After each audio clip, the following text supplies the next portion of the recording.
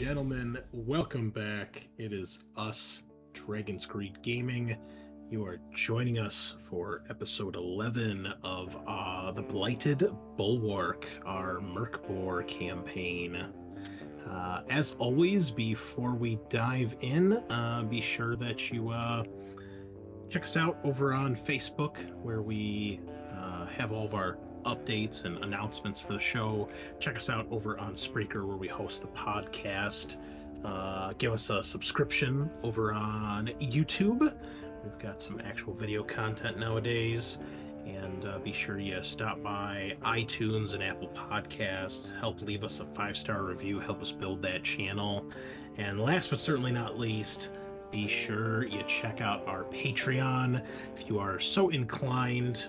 If you want to support the show even further, toss a couple coins in the Dragon's Hoard. Help us pay for some kit, some gear, hosting fees, all that sort of stuff. Help us keep making a nice show and bringing more stuff to you guys, of which we have plenty planned. I can tell you, I actually wrote out a schedule because we have so many games planned basically through the end of the year, especially with our Halloween specials coming up soon. So everybody's like, what the fuck am I playing in? When am I supposed to be here? So we had to keep track of that, but we'll have a lot of rotating GMs. Actually, we have a couple other people try their hand behind the GM screen soon. That's pretty exciting. We got Gen Con coming up here in the real world, so I'm going to be running some more Alien for Gen Con Online, and then all sorts of cool stuff for the rest of the year, so stop on by and check it out. As always, I am your host, the Great Unclean One. Thank you so much for joining us tonight. The Chosen One is back, and Tyler has returned once again to aid our heroes. So we've got a 4-man crew tonight. So we'll go around the table, tell us who you are, who you're playing, and anything else you want to tell the listeners, and then we'll dive into our recap. And we'll start off with the Chosen One, who's back at the helm. Oh, wait, you mean me. Hell yeah, me and you. It's not a role that I was prepared for or hoping for, but it's been quite a wild ride. Yeah, so I'm the Frog, and I'll be playing Henry Old Crab Wright. And, yeah, things are going pretty well. Well, sorry I missed the last session. I was out at a roller coaster park with my brother and nephew and sister-in-law, and it was a good time. I think we can forgive that. That's a good reason. That's not something stupid like, oh, it's Mother's Day or Christmas. Yeah, I haven't been on a roller coaster in a while, but I do miss those days. Good times. Yeah, they make them really fancy now. We were on one called the it has the worst name. It's called Valraven. Except a bunch of the vowels are knocked out, and it was nice. I think that's one of the newer ones. A very smooth ride. It goes upside down and you fly around. Kind of feel like you're flying. It's not like we mentioned the Batman earlier, talking about roller coaster parks before the recording started.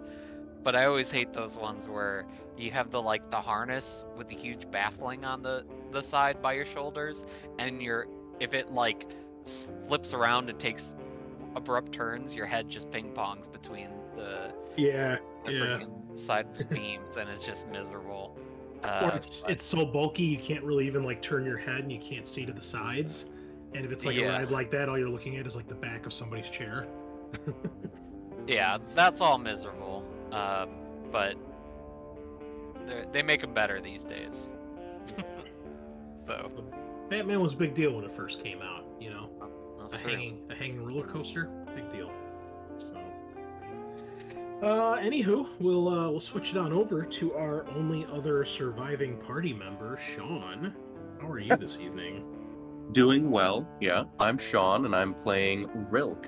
I'm surprised he's lasted this long, but shields just do good work in this game, boys. Happy to hear that. Yeah. It's the only reason I think he's still alive, is I bought that shield so long ago. Yeah, so nothing crazy going on with me. I bought some new paintbrushes because the 2 characters I'm painting for the Halo 4 gamers finally came in. And my Oh, old nice. paintbrushes were so frayed that I have to constantly like roll the points in between like brush strokes to try to get it to be a good. Oh yeah, that's Yeah. So it's been okay with the regular skeletons, but with the characters I want, so I have like a little bit more solid paintbrush to use on them. So yeah, that's what's going on with me. cool. I finally got those movement trays, so I I finished saw, those today. And I mean, I'll probably order movement trays for the hounds just so the whole army looks uniform. Mhm. And I like the way they look when they are finished. I just need to make sure I order the right size. I must have messed up the other one. I can't imagine that. Yeah, because the other one, the wolves, the hounds just didn't fully fit on, right? Yeah, it was like Yeah. slightly not wide enough. So Mhm. I don't know why. I must have messed something up. Who knows? But yeah. So that's they're looking good, and they're all magnetized. So it's Nice. pretty epic. Yeah. And joining us again this week, 2 weeks in a row, Tyler. What's going on, man? Hey man, yeah, I'm so happy my last character was dead. Like I was telling everyone earlier, it was very annoying, and I'm about to play an even more annoying character, I think. So, And what is your new Well, character? he is an exalted gambler named Vlund, which I forget if we had that name before. Yes, We did.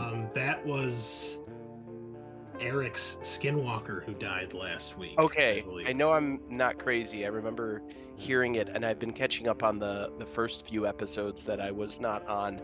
So maybe I'll change the name a little bit. But yeah, he's a crazy gambler that to pay off his debt, he signed an unholy pact with a bizarre being. Ooh, So, okay. Kind of All right. interesting. Well, tell you what. Why don't you roll me a D6 and a D8, and we'll give you a new name. All right, that sounds Ooh. fantastic. Comes a D6. That's fun. Comes a D8.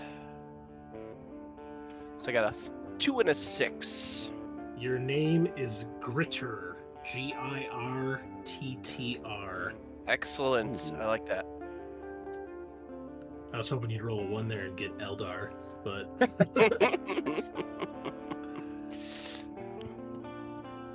Gritar. Okay, cool. And last, certainly not least, also joining us with a new character after getting murdered last week, Kyle the Redbeard is here.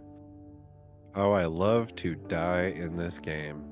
Yeah, I'll be playing a new guy, esoteric hermit by the name of Maricane. So that sounds cool. He sounds like a chemical. He kind of does, or like a drug. Like Yeah. you should get like at a pharmacy. Yeah. I'm here to get my prescription of Maricane, please. Yeah, so that'd be interesting. Wonderful. As for me, I just rewatched the OG Willy Wonka and the Chocolate Factory to get the taste of the Timothy Chalamet trailer out of my mouth. God. Oh no. So dumb. Dude, why do I want to watch this forever boy try and act like an adult? Like he needs at least like 10 more years and I don't know, maybe a couple street fights. But like Damn. he looks like a high schooler perpetually. All I know is the CG Oompa Loompa at the end was the icing on the shit cake. Mm. Yeah, rough stuff. Well, I'm the great unclean one, and I don't know what the fuck they're talking about, but I am here to be your GM tonight.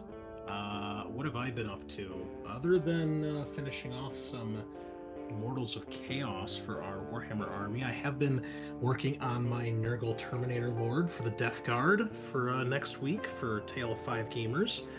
So you guys will be able to see that. And I have been continuing my onslaught in Total War as the Beastmen. And I decided after wrecking some Pirate Coast and smashing some Dark Elves and destroying the Shadow King of the High Elves, I was gonna go to Uthwan and take over the entire island, which I've never done. And I killed Tyrion and Illyriel so many times. And I left Uthwan a burned, charred husk. And then some vampire coast pirates showed up with Count Noctilus, took over a few places. And it's glorious. I have all 4 legendary lords now of the Beastmen. And I finally got my hands on the Sword of Cain. So Taurox will now pretty much be invincible. And then we sailed across the ocean, and we're smashing Britonia. And it's so awesome. Nothing can stand in my path. It's so great. And it's my first time playing a legendary campaign, and I think I've finally gotten the hang of it. So shout out to Legend of Total War, because I watch a lot of his videos, and I've learned so much being a better player in that game. So yeah, good shit, man. Killing lots of elves. And then we've been talking about lots of elves too for our upcoming next Patreon game. So a lot of high elves and dark elves right now in my in all my reading and research. So learned a lot of things about the high elves in Warhammer I didn't know before. Also learned that there's not nearly as much fluff as I would like there to be. So, but yeah, other than that, we are back and we are ready to rock tonight. So. Alas, we left. Henry was not here. He was AFK. But the party continued their trek northwards to the Forest of Sarkash, where you were trying to find a valley where this supposed demon child is or has awoken. And, well, you went through a couple more random encounters. You investigated that burned out church, got attacked by some zombies. I think somebody got their throat ripped out. Then you guys eventually made it through the woods, and you met some weird group of like death cultists that were hanging out like around here. They had set up camp, and they told you they were trying to find a way to get down to the valley, but all they had found was this giant rotting mouth in the ground, and they weren't sure how to get down there because the cliff faces that make up and surround the valley are anywhere from like 150 to 300 feet tall. Down in the valley, you can see this large, twisting funnel, like almost like a tornado or a cyclone that seems to be stuck in place, so to speak. There's also a large frozen lake on the east side. You can see a large waterfall that leads down to that. And then there's a larger forest in the eastern part, southeast part of the valley. In the center, there's some sort of large structure, and around that, it appears to be ruins of many buildings and smaller structures that have seen better days. You then investigated the giant rotting mouth, and I believe it was Kyle who cast a spell to let him speak with beasts, and the mouth demanded blood. And I think you guys ended up catching some game, animal of some sort, and threw it down there, and the mouth opened up with a disgusting noise and beckoned you forth with a flick of its tongue. You then went through the rotting mouth, which led into a long tunnel, and after traveling through that tunnel for several hours, you could see the end of the line leading out into the valley. But before you could enter the valley, undead creatures began to emerge from frozen in the walls, hands reaching out and claiming the lives of 2 more of your members, along with a 3rd unnamed member who died when you guys went through the cannibal village. I forgot about that. You guys went through basically Texas Chainsaw Massacre village, and you guys found the guy getting his legs chopped off, and you killed a whole bunch of cannibals. Yeah. That really did fucking work. kid. Nice. Yeah, that cannibal Oh kid. yeah, the kid with the fork. He stabbed out Tyler's eye. Yeah. I forgot about that. Oh I yeah. hate it. Yeah. Oh my God. Food. Could Fucking not 3 kill that people were guy. fighting a single child. Oh man. Could not kill him. Yeah, so here we are.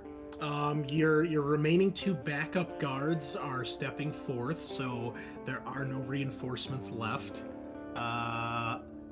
And they will have to make the trek through the through the mouth as well.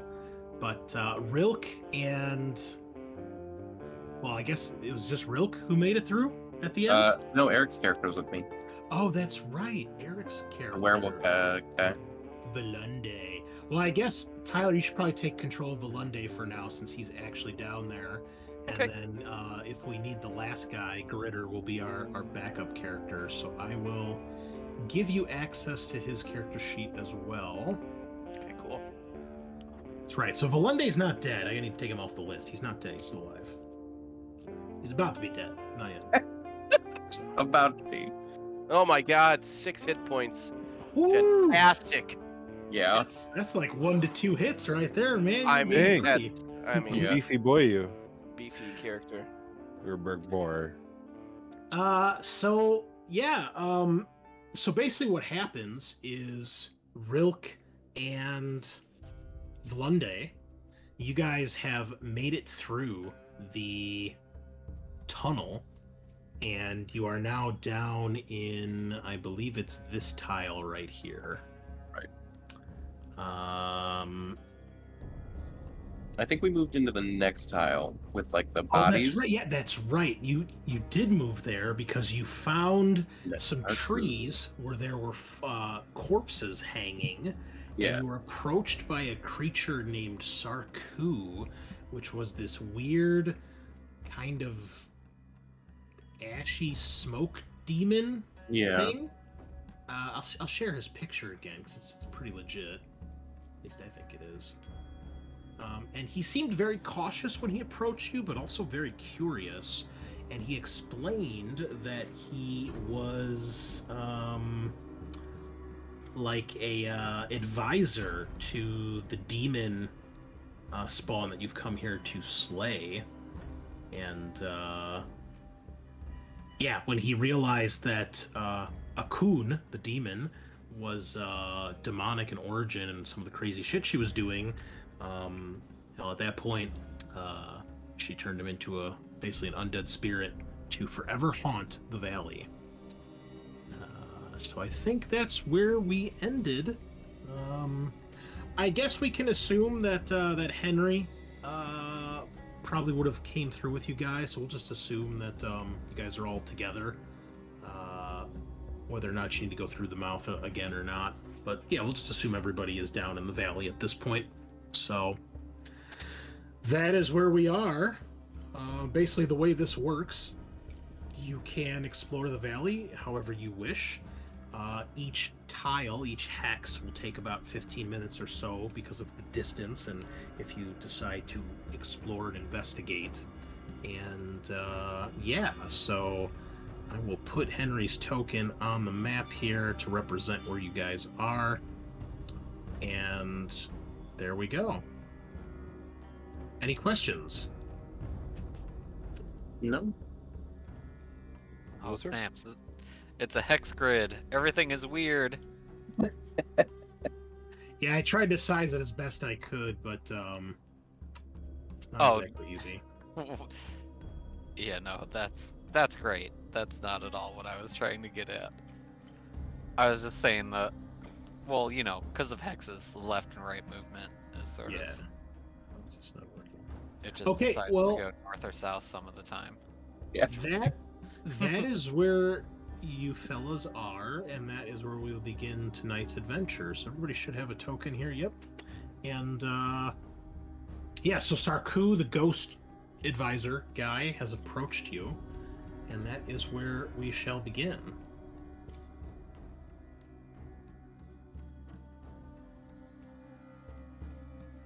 Okay.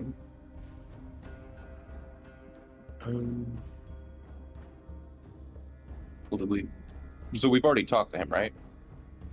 We've already gotten the information that he gave us last time.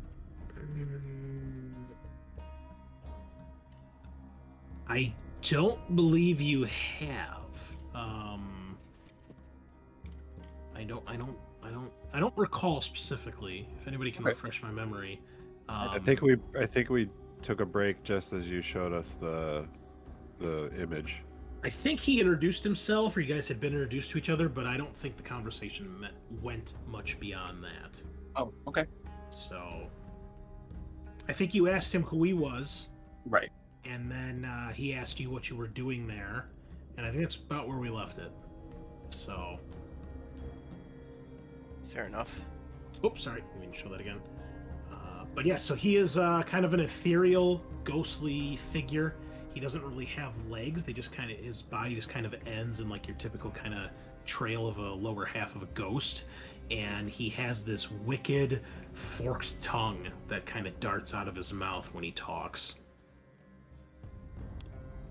Of course, why wouldn't he be creepy too? Anyways, Sarkuth, I don't know if you could help us navigate through this forest, but seem to be encountering a lot of peril here. Did you guys tell him why you were there? I don't recall. Probably not. Well, then Yeah, probably not. he would ask, what brings you to the valley? Just gotta look at Henry. And like, well, this...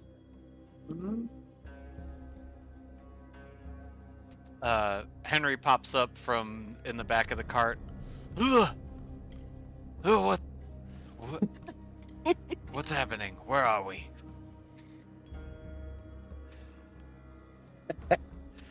We finally made our way down to the canyon, so now we're looking for the stuff. Oh. Sounds great.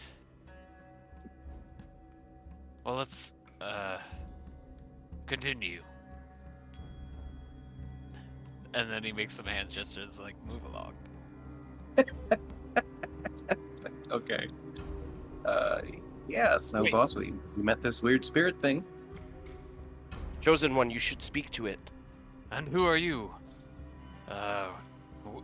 Wispy fellow. I am Sarku. It's an honor to meet you. He just kind of floats there, not really doing anything else. Just kind of cocks his head as he's looking over the four of you. Sarkuth, what manner of being are you? I was once a man,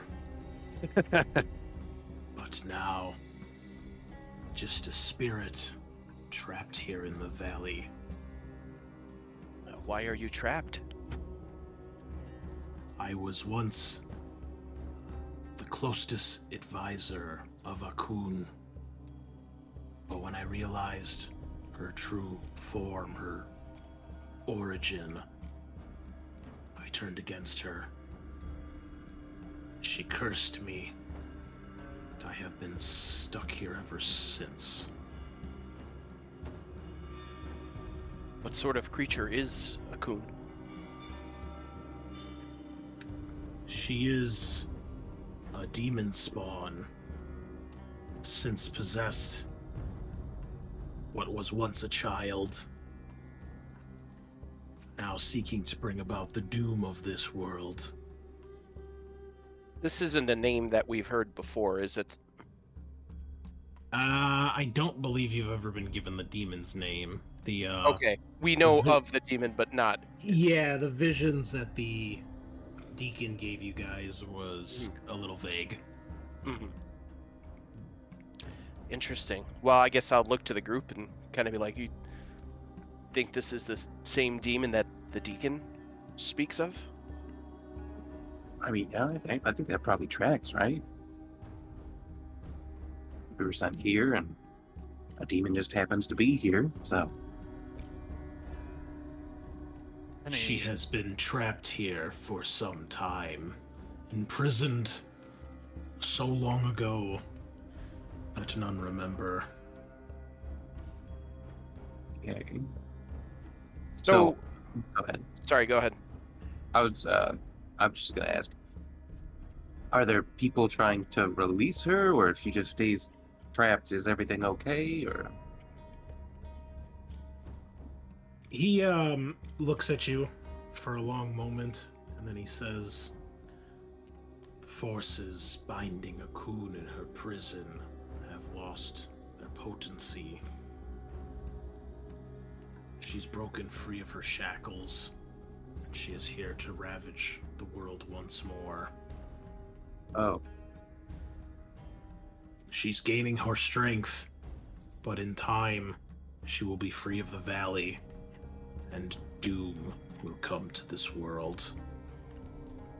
Okay. Sounds like a problem we need to help take care of then. Yeah. We I want like less living, than a so creature. yeah.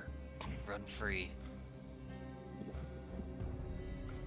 Chosen one, what do you make of all this? Where's the, from whence is the prison? Or where might we find this Agum? Just a moment. I'm reading my notes to make sure that I give you the right information here.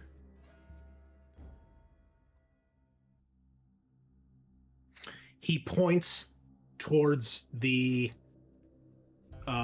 cyclone. He says, "Within the cyclone you shall find the Ziggurat. Within the Ziggurat lies her prison."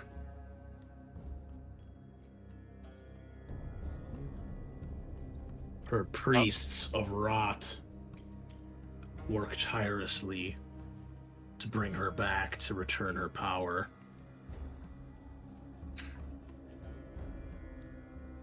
Of all the features in the horizon you could have pointed towards, that is certainly the worst one.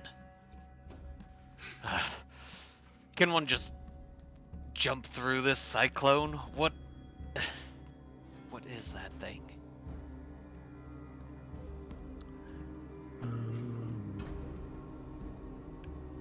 He says, "I do not know how you can pass. All I know is that Akun's heart lies within the Ziggurat. Follow the beating of the heart and destroy it, and you shall banish her back to the void."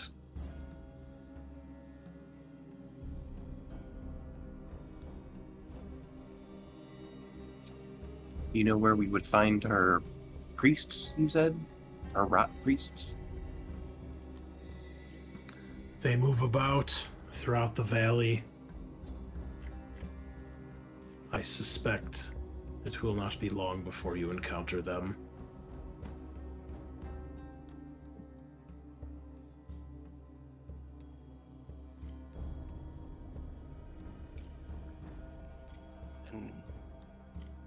Is there any weakness to them? Or anything that can help us in our fight against them? Give me a presence test. I'm not good at this. But you are. Fat 20. 20. Okay. A boy? Do not allow the priest to touch you. Their touch brings rot and decay. All right. Well, that is certainly some good advice.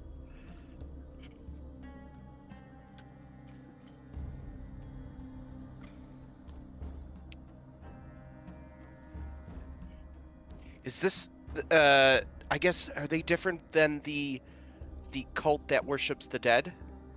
These are two separate cults, right? Are you asking me or him? I'm asking no, him. I know of no other cult in the valley. Interesting. Only her rot priests. Yeah, I don't think the other cult has come down yet through the mouth. Yeah, they had explained to you they didn't go down there. They didn't know how to make the mouth open. So Mhm. Got it. All right. Well, all right. Stay away from their touch. Don't let them touch you. Destroy the beating heart in there. Follow the heartbeats inside the Ziggurat. I guess I don't know. Sarkesh, you're not able to help us in this form, are you? We could certainly use a guide. I think we'd be much more successful if you were able to come with us, but I cannot travel with you. For she knows where I am and what I do.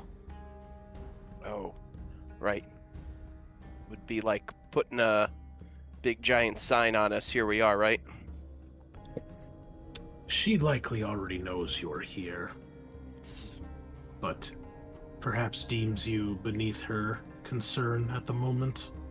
mhm. Maybe we should get moving Yeah. before whatever force you sent out arrives. Yeah. I agree. Well, thank you for the advice. I hope that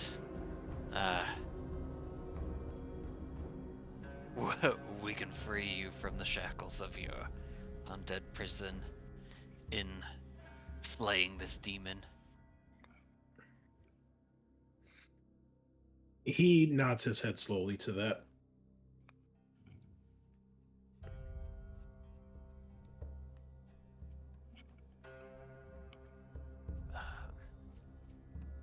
And so we have, I suppose, in my mind, two choices. Head towards the larger building, or sort of avoid it and sneak around through the woods. Do we see like a pillar of smoke coming out of here on the map?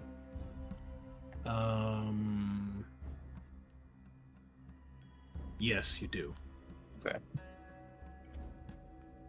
I mean, we could maybe check out the pillar of smoke. Maybe it's one of the priests.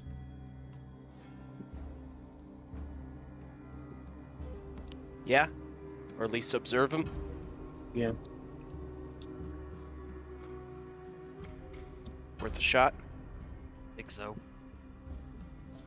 Once we just have to wander around hoping to find these priests and then let them not touch us. Well, I mean, I think we should be trying to avoid them, right? Our main goal is to get to the Ziggurat, right? In the original thing that we'd been given by the deacon, priests carry the keys, find the key, find the demon. Oh, That I was see. That Ziggurat hidden on the realm, yeah. So Got it. I think we have to find the priests. Do you hear this, Kyle? You fucking sacrificed yourself, and they don't even remember. Ungrateful. Hold on, I actually I wasn't wrote there it for that down. one. There you, I wrote it down. That's how important it was. Let your friends execute you in a ritualistic manner. No respect. I'm putting fat respect on his name. Very good. All right. Well, yeah. Let's look for him. Cool. So I guess we'll Where would just you like to head? this one? Towards the smoke? I think so. Trying to be as stealthy as we can so we don't get ambushed. Yeah. Really quickly, I wanted to address the whole "don't let them touch you" sort of thing. None of us are particularly adept in ranged combat in any sense, or even have bows or. Someone's got the gun. Oh, there's that mysterious gun. The gun did get used last week. Not to great effect, but it did get used. Correct. Yeah, that was shit. What was my name before this? Yeah, so that's in the Creepy? pool. Was it Creepily? Wasn't that Creepily, yeah. Creepily. Creepily. Creepily, yeah. Yeah. So that's in the pool right now. By the way. Well, like, I'm assuming somebody picked it up. The pool of the Right. wagon. We put Yeah, it in so the like- wagon. Okay, yeah. Well, if one of you wanted to take it down here, you can. The wagon would not fit through the mouth, so. Right. Right. What other shit is on the way? Oh, sorry, it's in there, isn't it? Let's take a look. What do we There are got? so many shields on this wagon. Oh, Say, Everyone wanna should have a try shield, Food and by the way. rations. I do need a shield. Yeah. Everyone should have a shield. I stand by shields. Chaos Blade is two-handed. I can't. Oh, man. I'd We love could strap to like a try it. buckler to your arm, right? Maybe? I don't think so. Probably a feat for that.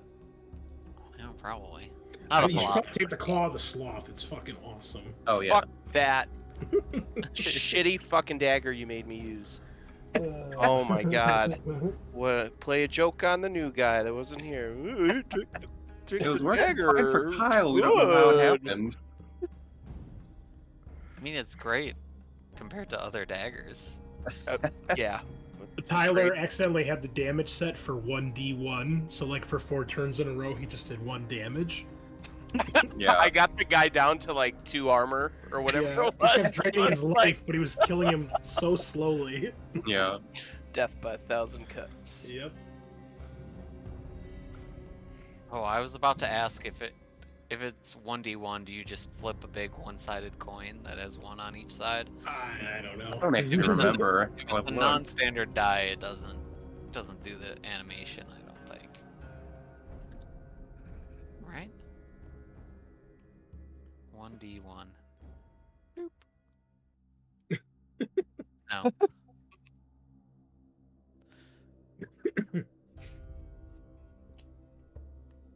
All right, well, if you guys are going to try to be stealthy, I am going to need everybody to please give me an agility test.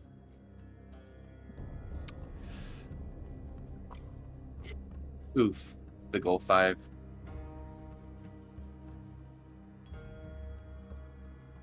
Eleven. 9 for Henry. All right. You guys are not quiet at all as you stomp and crash your way through the woods. You eventually get to the site where the smoke is coming from, and it is indeed a small camp that you find. And you see that there is a group of 6 individuals around the fire. They are wearing... oh wait, hold on. Wrong guys. Oh, I don't know if I shared this. These are the cultists you met outside at the first campfire. I don't know if I showed that to you guys last time. No. Oh my god. Oh, seems Whoa. like a friendly bunch. They actually were. Whoa. Yeah, they were surprisingly Yeah, nice. they didn't try to eat us. Yeah, Yeah. imagine that. However, these are kind of what you see gathered around this other campfire. You see a group of individuals that are wearing tattered robes. Most of them are very dark browns and blacks. They have these wide-brimmed hats that have a huge cylindrical top, kind of like the old Chaos Dwarves. You know, it's those tall hats, but then they have a wide brim like a witch hunter's hat. And from the hat hangs a black veil that covers their faces. And you can see they just look bedraggled. They look worn. Their clothing looks like it's tattered and not in great shape. And you can see some of them have bandages wrapped around like their hands or their arms or their feet. And this is the best art I could find. So this is what you guys are going to get. Cool. Yeah, it's pretty dope. Couldn't find anything Yeah. with a veil, so you'll have to imagine that, and a tall Castor hat. But you see 6 of them gathered around the fire. Looks like they are eating something and having a discussion. However, as you guys are hoping that you are quiet, none of you are, and a couple snaps of branches sees several of them turn their heads in your direction, and they clearly see you.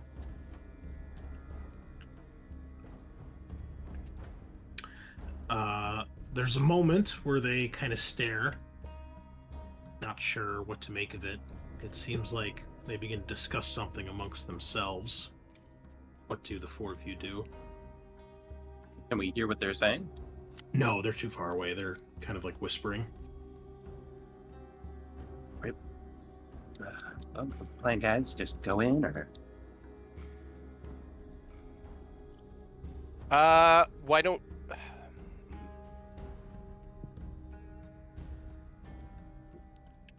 think we should observe them for a minute, see what they do.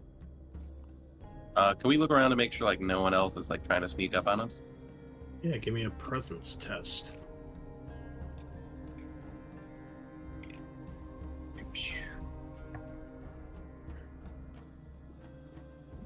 15. You don't see anything else. It's awfully quiet out here. Okay.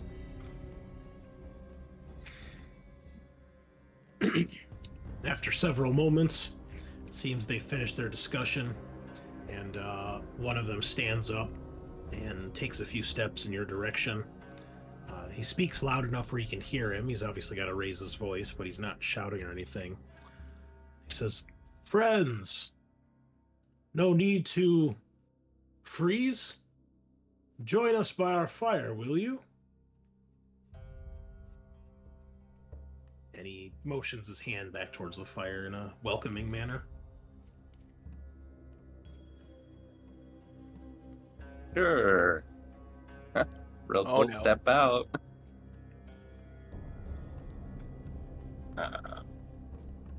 And yeah, I guess Brooke will just make his way there unless someone says something from his side. I've got a quick question. What's the sort of ambient temperature in this region?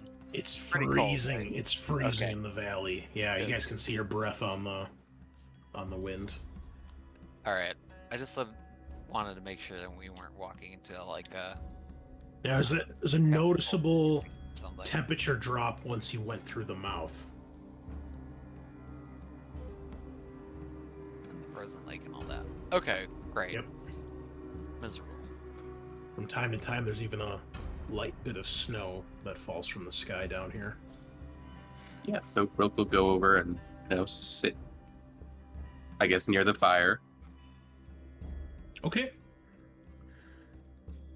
The one that invited you to the fire looks back at the others and says, "Will your friends not be joining us?"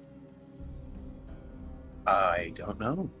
Yeah, I'll follow real. I'll follow too, but I'm gonna just try and keep my distance. Maricade will trundle over. All right. As you guys near the fire, you can tell it is indeed a regular fire. You can feel the warmth coming off of it. It is quite large. Looks like they've been smoking some sort of meat, and they. But when you get near the camp, there's this stench of rotten flesh and like decay that is kind of hanging over this area. And you can see when you Rilk, when you near them and sit at the fire, you can see that many of their bandages appear to be stained with like kind of seeping blood, dried blood, old wounds. And now that you're closer, you can see that their flesh looks very unhealthy. It has a unhealthy pallor to it, and you can even see a couple flies buzzing around here and there. Cool. I'm gonna look at Henry. Oh boy. Ah, what's died out here? Besides the pig on the fire. Seemingly not hearing you, or perhaps ignoring you, the one that invited you says, "So what brings you all to the valley? We don't get many guests down here." Oh, we were just, wandering around and found our way down here.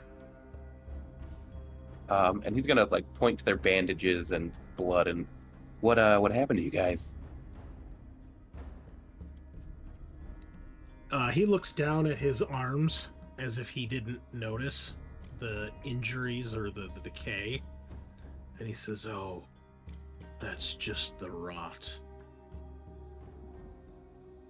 What do you mean, just the rot? And then one of the other ones offers you some of the meat, like on the end of a stick. Hungry? Oh no. Cold, sure. Not hungry. Thank you.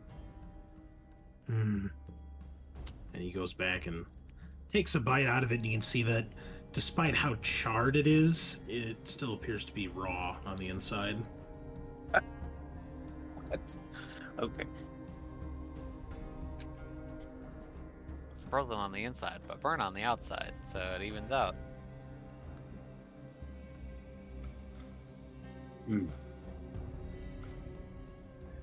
The lead one then motions for you all to sit down. He says, "My companions and I were just having a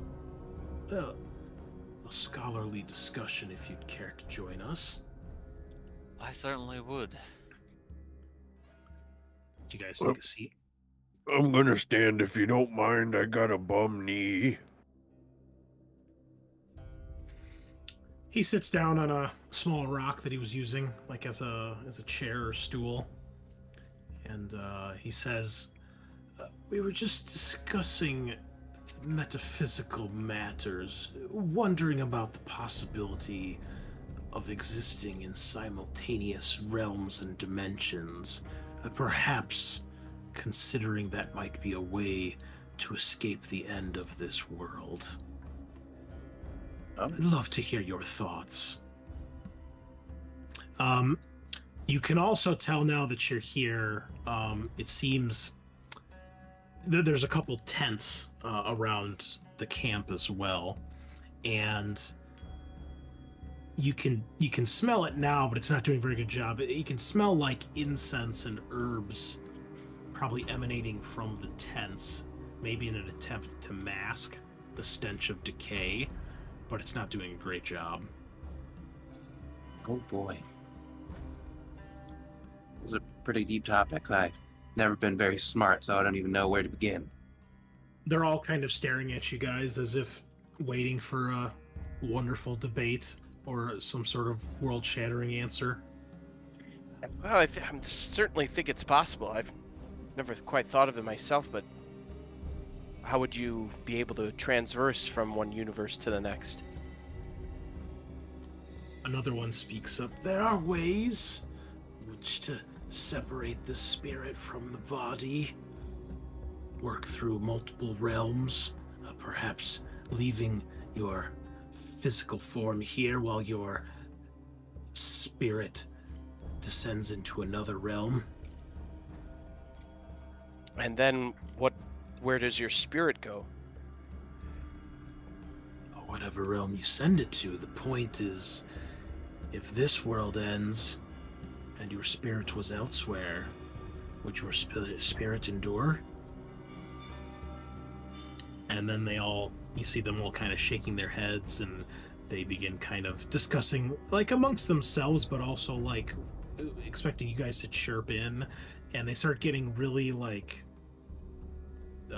theoretical and theological on this debate, discussing stuff that's like, it doesn't make any sense to you, or it's it's like having a bunch of like professors discuss a topic that they're all well versed in, and you guys like know barely anything about it.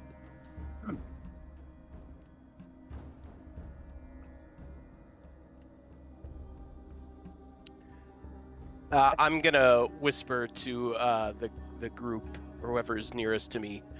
Yeah, these guys look like they're the cult. Yeah, I kind of agree, but Any of them kind of look like a leader? No, they're all pretty similar. maybe in one of those tents with the incense?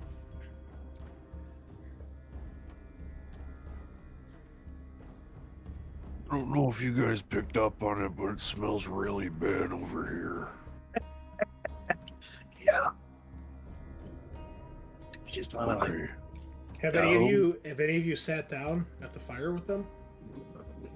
No, once I smelled like the rotting smell, I definitely did not sit down. I think Henry has. He's sat down and chimed in with like, you speak of spirits traversing realms. Do you believe when we dream that is travel across these other worlds? I'm sorry, say that again, Matt. You're breaking up a little bit on my end. Oh, jeez.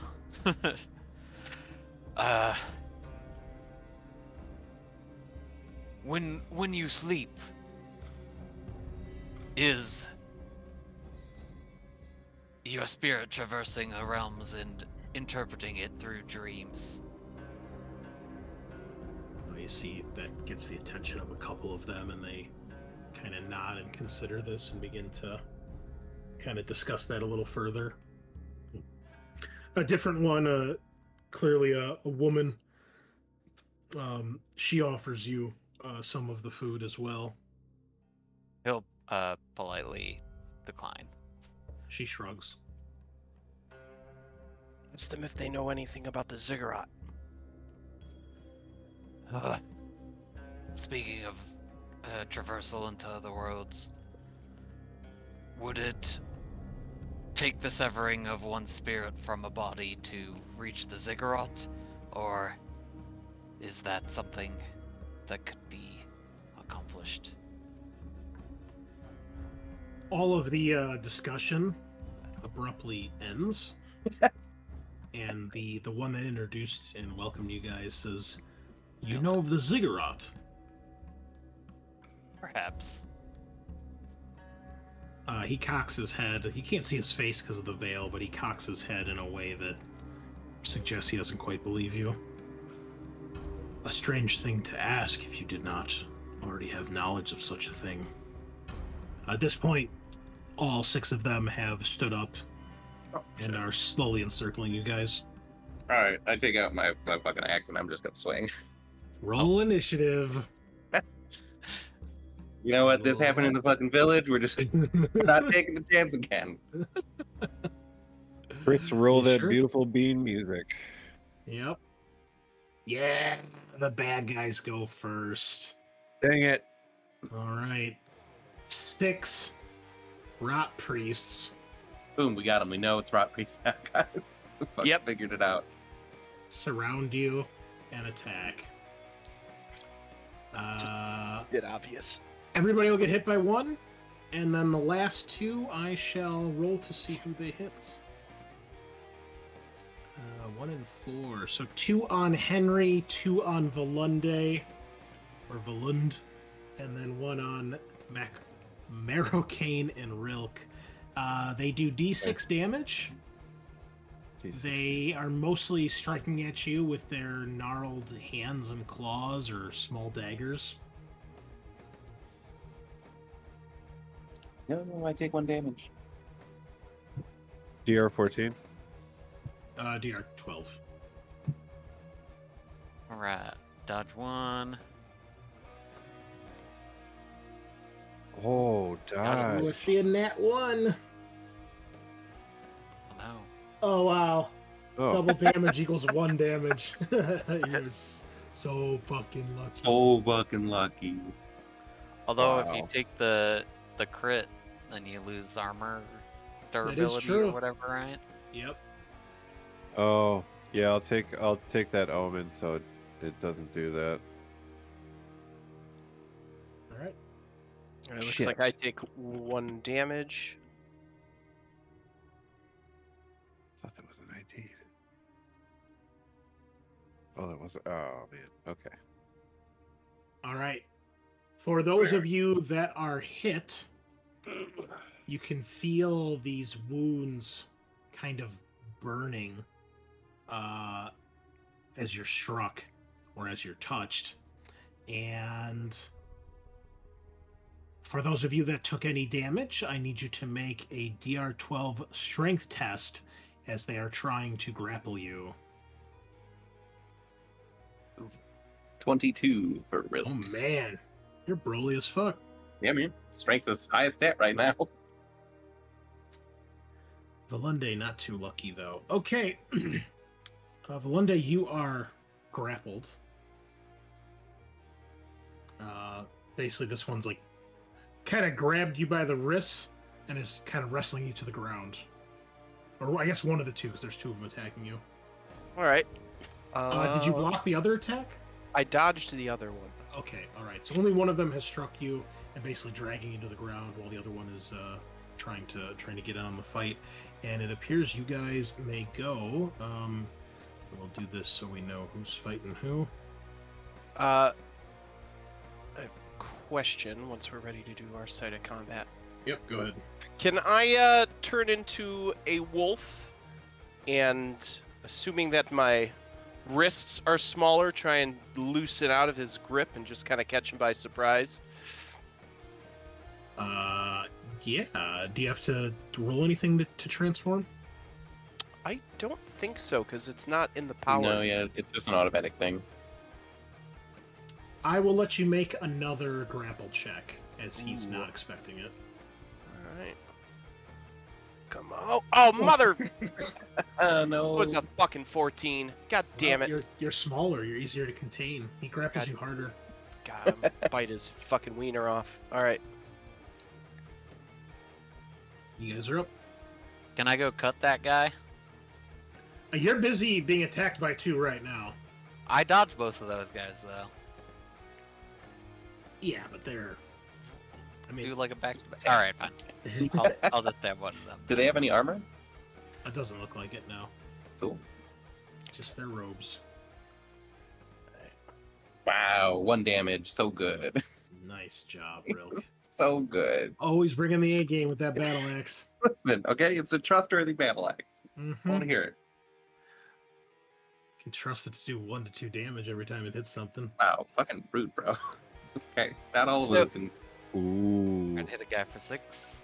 Nice. Okay, it's a good strike, but they seem much more durable than their delicate, diseased frames would indicate. Not good. So, I don't want to bite this guy. Can I use... Is there a claw attack I can make? Yeah, there should be. Or do I have to bite something when I'm in a wolf form? Or is that too much... Too many rules for this game? I mean, are you? What does it describe? Are you turning into like a werewolf or just a wolf? I think he guess? turns into a wolf. It's a flayed wolf. Oh, then probably not.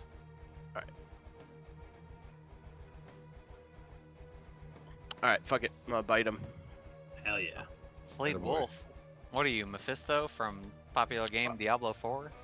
Yeah. No spoilers.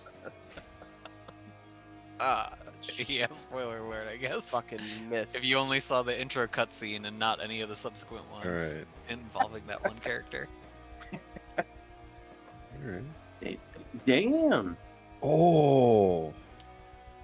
Nicely done. Mara Kane with 9 damage, drawing a huge gout of blood from the priest, who staggers back, surprised at such an attack. Oh yeah. Is that everybody? Think so. All right. Next round, they attack Volunde. The first one, who has you grappled, just begins to bite at you, tearing flesh from your bones. You take D8 damage from that one that is basically trying to eat you alive. Oh. All right. That's not something I can defend against because I'm pinned. Correct. All right. Oh. All right. That is gonna suck. All right. Do I have any? Does my armor take any of those? That 6 damage off? I don't believe so when you change form. No, he has armor. I It's have. like all the beast forms have like a D2 armor. Oh, and I take It's -2 damage because all the slick blood dripping from my corpsey form. Oh, you're already freshly skinned, man. No wonder he's trying to eat you. Yeah. Get right to the So juicy bits. say 4 damage. Is it 2 or is it D2? It says -2 incoming damage. Oh, damn, that's just really good. Yeah. Oh, then yeah, it's straight 2. All right. So that would be 4. That brings me down to. Well, I'm not looking so good. All right. I'm still up. All right, and then the other one will try to attack you. So defend against the other one, All right, fuck that guy. and then you can. All right, that one you dodge, and then you can try to break free of the one that All right. attacked you. Is that a strength test? Yes. Okay. Can I try and bite him instead? And kill him? No, because this is their turn.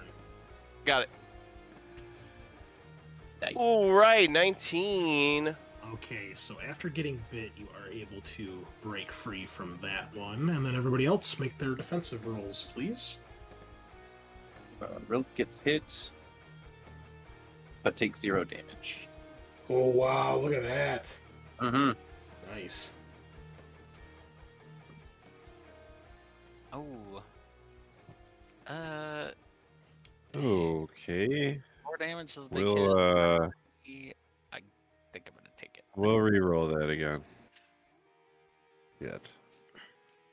Or if I bring it down to 4, do I dodge it? Yeah. It's Okay, DR we'll do 12. that. Okay. Right. If you take damage, then make the DR12 strength test as they try to grapple you. Well, if I Oh, bring the yeah. DR, if I Yeah, bring if the you DR reduce the down, I DR by dodge 4, it. you would dodge, yeah, so you wouldn't take it. Yeah, so I wouldn't take any damage. And Henry has to make a test. 22. Easy. Nicely done. Okay. I think that's everybody, so you fellas may take your turn. All right. I'm going to try and attack the one that had just had me down. Okay. Okay, Rilk, 4 damage. We're getting there, but yep, he's still going. 400% higher than last time. It's true. Ooh, here we go. There you go. Volunde, you 3 have damage. felled the first of the rot priests. Attaboy. Drive your sharp Zweihander, very sharp Zweihander, through his chest. Very nice. Cuts like butter. Through rotten flesh, yeah, I guess so. Not bad. And Henry, oh yeah. Easy. Oh. 10 damage. You lob his head clean off his shoulders. I assumed you attacked the same one you had hit last turn? Yeah. Okay, yeah, he dead as fuck. Son of a. Yeah, Maricane misses. Darn it. Wait a minute. Why did I kill the one you were fighting? I killed off the wrong one. I don't know why I did that. Oh, because you he want- only... You wanted one of these. I see. Yeah. All right. So that guy's still alive. My bad. Yeah. How much did you do, Tyler? You did 3 damage? Grace. Okay. All right. Nothing negative happens when you bite them. You don't like get infected or anything like that. It's only when they attack you. So. All right, I like that. Good to hear. All right. Anything else anybody's going to do? That's all I got. Everyone's gone. Okay. Well, there are only 5 rot piece remaining now, and they are going to continue their assault. Unfortunately, Volunde, you are still fighting 2-on-1. Yeah. Real takes 0 damage again. Nice. All right. Defend against the first one, dodge. It's a slimy wolf. Oh, yeah. Ow! Uh-oh. All right. They do D6 damage, not Ooh. D4 damage. Dodge for me. Do you want me, I can re-roll a d6 here. You still rolled a 1, that's fine, but yeah, they do D6 damage, so Alright. you're fine. Is that everyone? I think. And Henry Dodge. dodges. Okay. All right. Okay, well, they are going to attack again. Please make your defensive rolls. as Didn't we they, just- Didn't we just defend? Oh, I'm sorry, you guys just That's found you make attacks, that's what I meant. Okay. All right, here we go. Rilk is gonna try to use his power. Okay. To feel the power. What you got? Do? Roscoe's consuming glare. So D4 enemies take D8 damage. Roscoe. Yeah, Roscoe? Just angry Yeah, Roscoe. My buddy Rascal, Two guys. you know. So the guy in front of me, and we'll do one of the guys on Volunde. Mm-hmm. Take 6 damage. Okay, the one you are fighting drops dead. What does this do? Is it like a fireball, lightning? I'm just gonna assume angry lasers come from his eyes. Oh, even better. Okay, well that guy gets incinerated. And then 6 to the other one. I'm sorry, he's still alive, just barely. Okay, then I'm gonna go over and like to the guy and be like, all right, motherfucker, let's go next. You, me. All right. Okay. Well done. Alright, somebody's just died via other damage, so Henry is gonna pull out his bone flute and play the echoing fugue. Deals an echo of the fatal damage to a random enemy in the vicinity. So some random guy takes the 6 that killed that last guy. Okay, there are Nice. 4 remaining. It's the one that Marrowcane is fighting, and he is dead as well. Oh, Ugh! chosen nice. one. And his Praise magic me. flute. Praise me. Praise me. Sean, I have a question. I don't know if you came across this. So one of the feats are Wolf Ferocity, which makes the attacks DR10. Is that something you can just use anytime?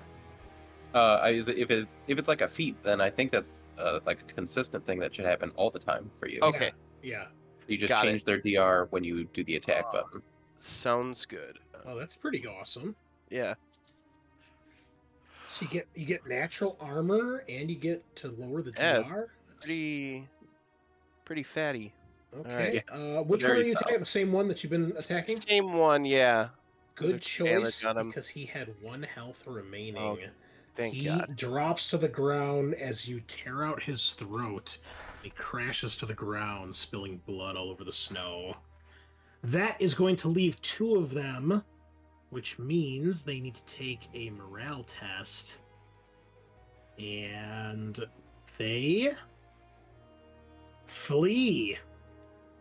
The 2 of them, seeing their friends being murdered and destroyed, take off, running into the woods.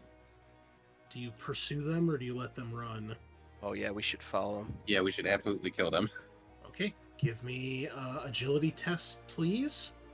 Yeah, run out and try to tackle a guy. Ocho. Yeah, for 20. me. I did too, but they're both Oh, okay. We're gonna roll 5 times. Nice. fine. It didn't work the first time. Let's roll again. I didn't like that one. Let's do it over. Yeah, Yeah. I rolled the same number both times, so it didn't matter. Uh-huh. that's fair. Uh-huh. That's Look, fair. it's in the log. Look at this. He passed the first time. You rolled the second time anyway. What a jerk. Make it more challenging, you It know? took too long to roll, so I clicked it again. Okay, well, suffice to say, with the natural 20 and Henry succeeding twice, you guys capture both of these cultists as they try to flee. Nice. You may dispose of them or do what you wish, Ask him where their leader is. but we will say that the fight has concluded.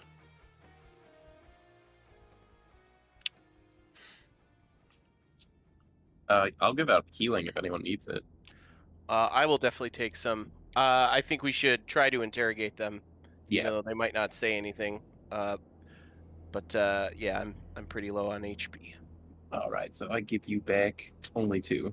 How are you healing him? I'll take. A medicine box. All right. You start to treat his wounds, and it does not appear to have any effect.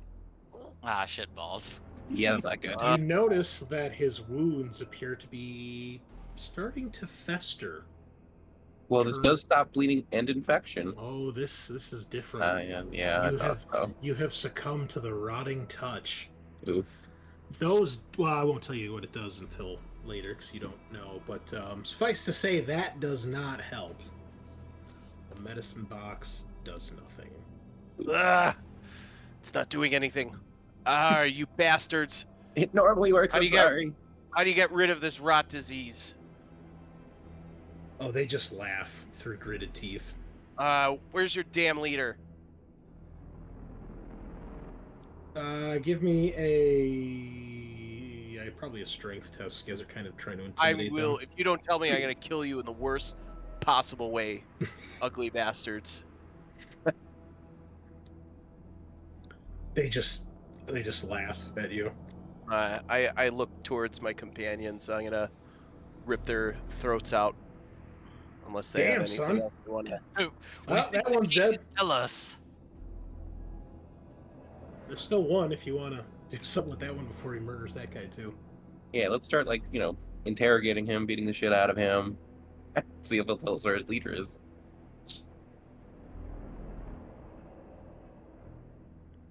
Yeah, I say. Go ahead, Chris. Give me another strength test here. Okay. It'll be DR 14. Nope, I rolled a 2.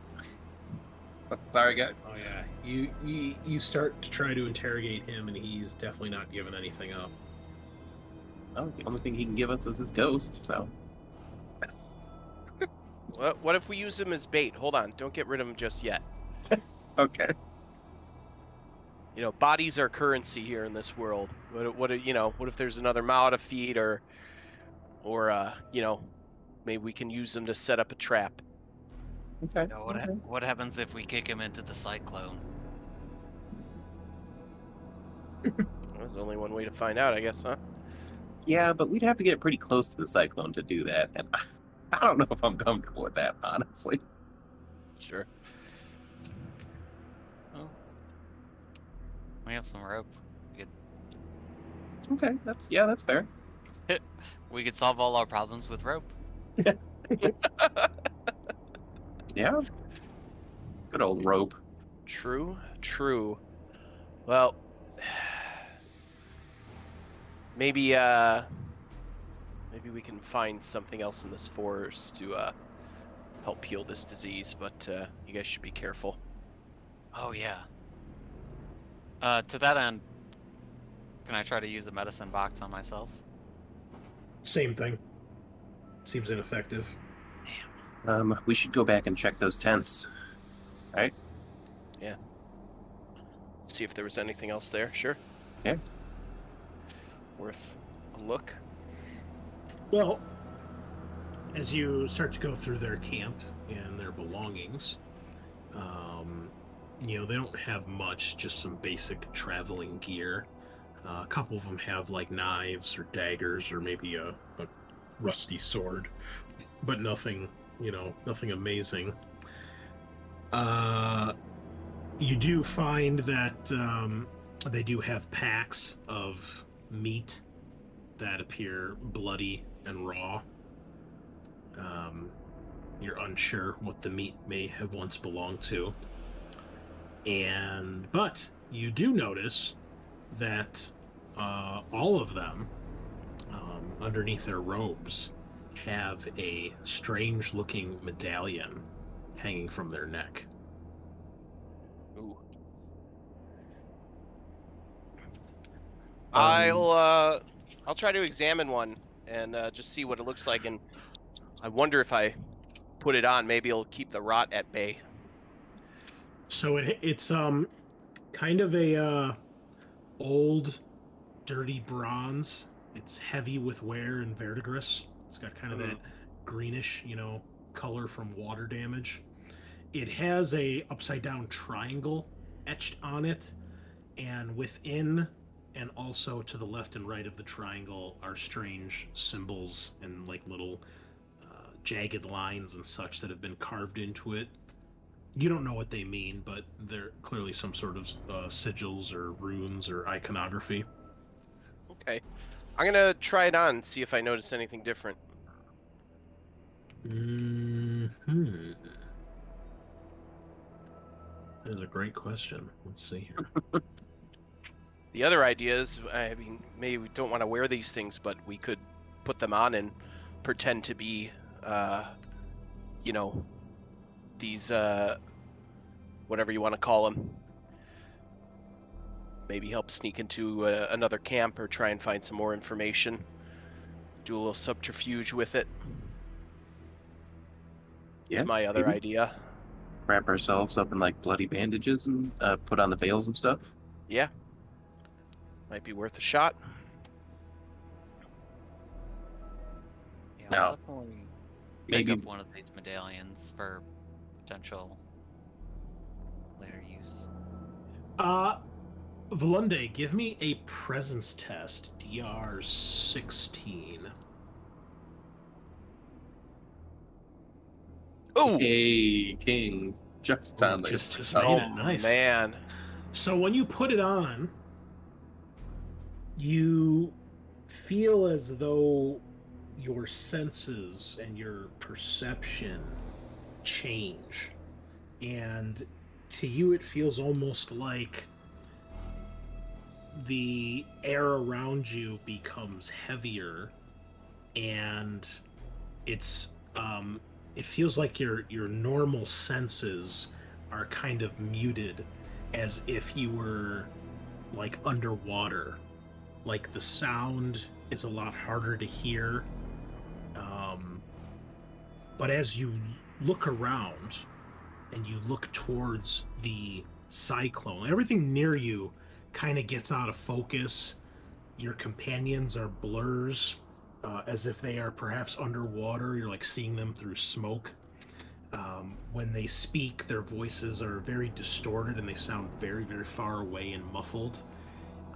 But when you look across the valley towards the cyclone, you can still see the cyclone, but it's almost translucent, as if it's almost not there. And beyond it, you can see a massive ziggurat. And let me see if this works. What you then see really is that the cyclone is actually not surrounding the ziggurat, but coming from inside of it, as if it's either bursting through the roof or it's coming off the top of the ziggurat. You can't tell from this distance. Let me see if this works. Did you guys get the image? we got like a map of the ziggurat with a bunch of things on it, like I'm sorry. pre-stamped Yeah, books. close that. How about that? Okay. I didn't. And nothing else open. I just closed it. So okay, yeah, I see Okay, that. cool. Dope ziggurat. Whoa. Hey. So again, only Valun sees that, but yeah, that to you is clear. Everything else near you feels kind of muted. Interesting. Well, I'll kind of describe what I see to the team, and then see if any of them wants to try it. But looks like the part of this might be like an illusion. Yeah, it's kind of the sensation when you put on a new pair of glasses for the first time. Like you feel like your senses are adjusting, not like that they're necessarily stuck this way. But since the first time you're putting it on, it's very confusing, disorienting.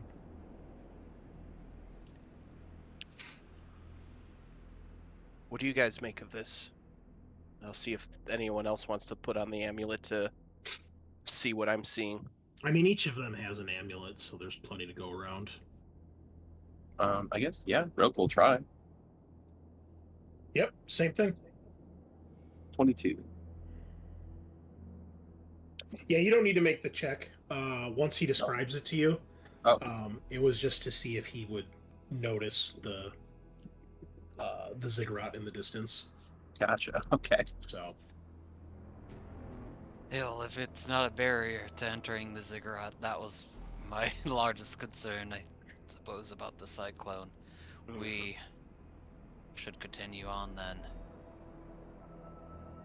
Okay. Yeah. I mean, I feel like we still need to find the priests and get whatever these keys are, but maybe these amulets are the keys that they're referencing. I don't know. Well, we can also trek there and see if we can get in. Yeah. If we can't, then we know we have to look for, more stuff. So Right. Yeah, that was fair. Do we want to take a rest? I mean, we've been traveling since this morning, Chris.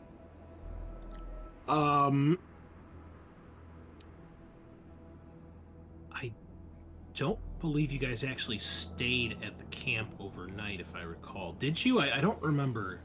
No, You because got- I think we just immediately started talking to them, and we're like, oh, this weird fucky mouth Yeah, in the so background. it's probably easily getting towards late midday, early evening at this Mhm. point. Because you guys got to the Death Cultist camp about like halfway through the day. Gotcha. Okay, Yeah, I mean, we could have- you've been down in the valley now for about a half hour or so. Okay, so we could probably travel for a little bit longer and then make camp somewhere safe-ish. Whatever you guys want to do. Well, we've cleared out this area if we wish to camp here. It Hello. smells like dog shit. I don't know how. Yeah, like Yeah, I guess are we going by this legend at the top corner which says 1 hex 15 minutes? Because we could just Yeah, because that's about how Stay all right on the through. distance is on foot traveling to get through one of them. Yeah, then I guess we don't necessarily need to camp out quite yet. Although it might be good to take a quick breather, like a short rest, catch your breath, have a drink. All Yeah. right. Ideally, Well, or D4 hit points.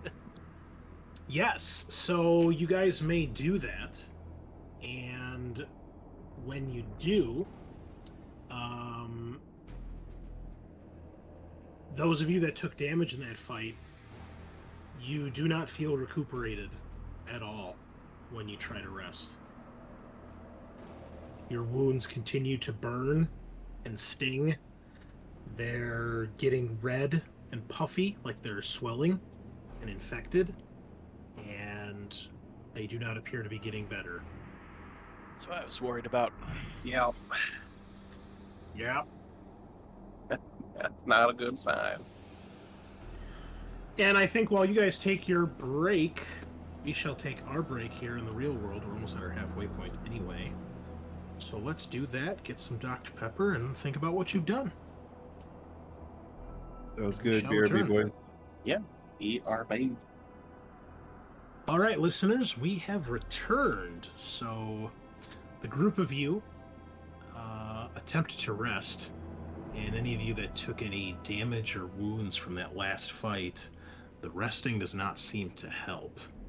So you guys are here in this tile with the smoke.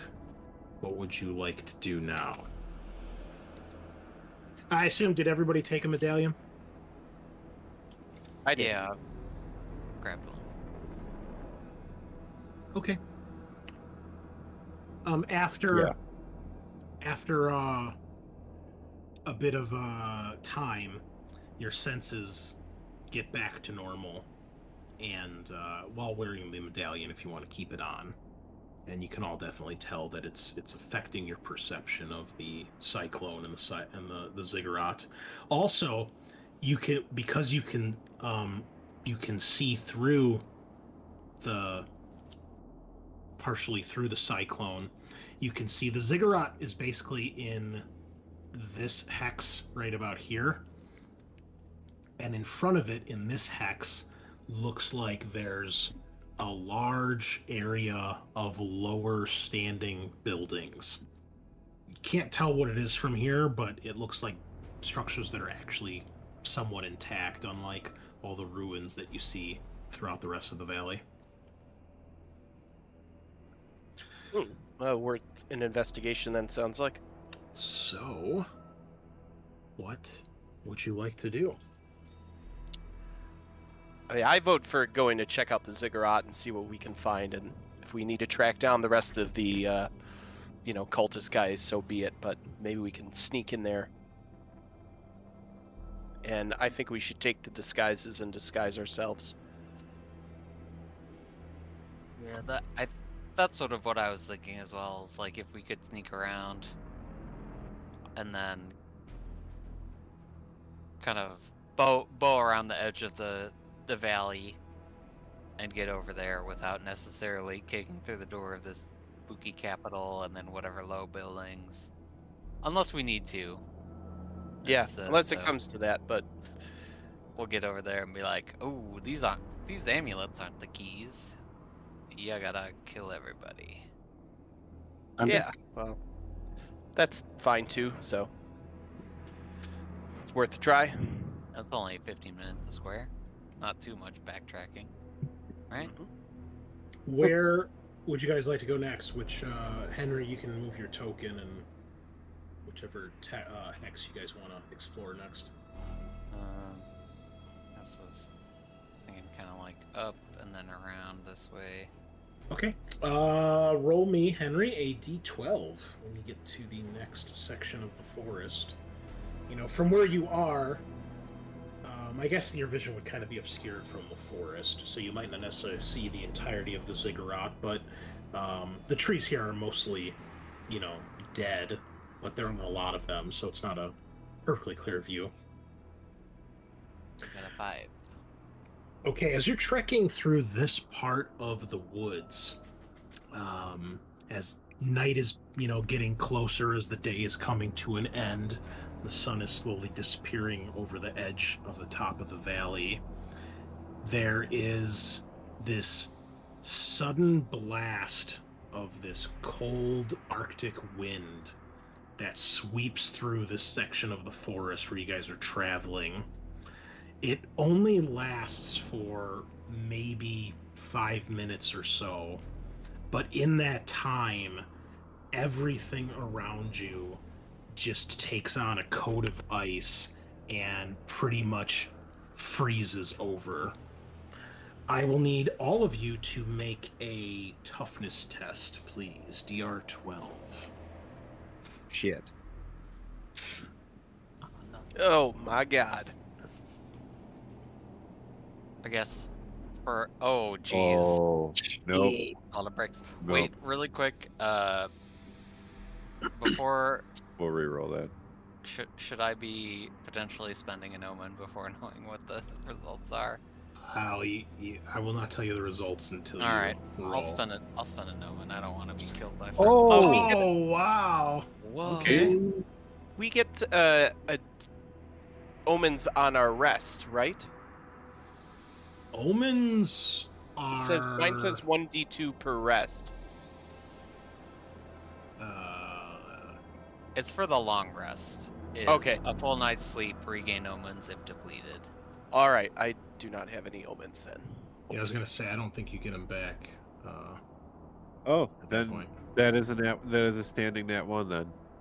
Oh, okay. I'm gonna cash mine into pass. Okay. So, for those of you that pass, you are able to grit your teeth and force yourself forward through this biting cold. For those of you that failed, the cold just seeps through you right to your core. For the rest of this adventure, all your tests will be at +2 DR. Oh, jeez. Oh, wait. Balls. There's a layer of ice on the trees and even on the ground. It's not very thick. As you walk forward, you crunch through it, but it leaves these even more noticeable footprints because it's like you've got the snow with like a thin sheet of ice over it. And even there's ice hanging off of parts of your clothing, the edge of your noses, any metal armor you have. It just comes through so quickly. But you are able to traverse on to the next location, Henry. So you may proceed to lead the group.